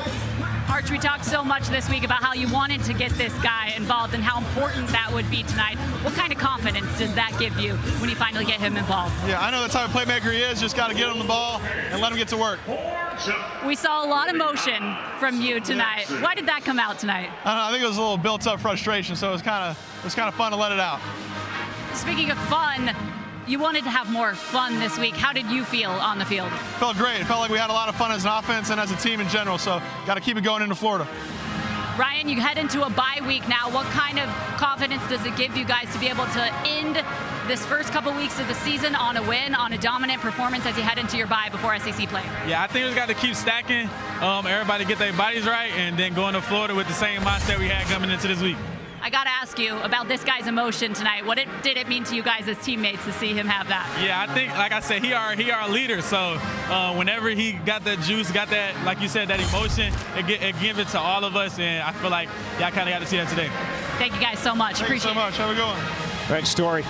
Well, Arch will be making his first career road start in the SEC in a couple of weeks when they go to the Swamp. Hey, yeah, I mean, the dude played well, weight of the world on his shoulders, the Manning family name, all that. He came through tonight in a big way.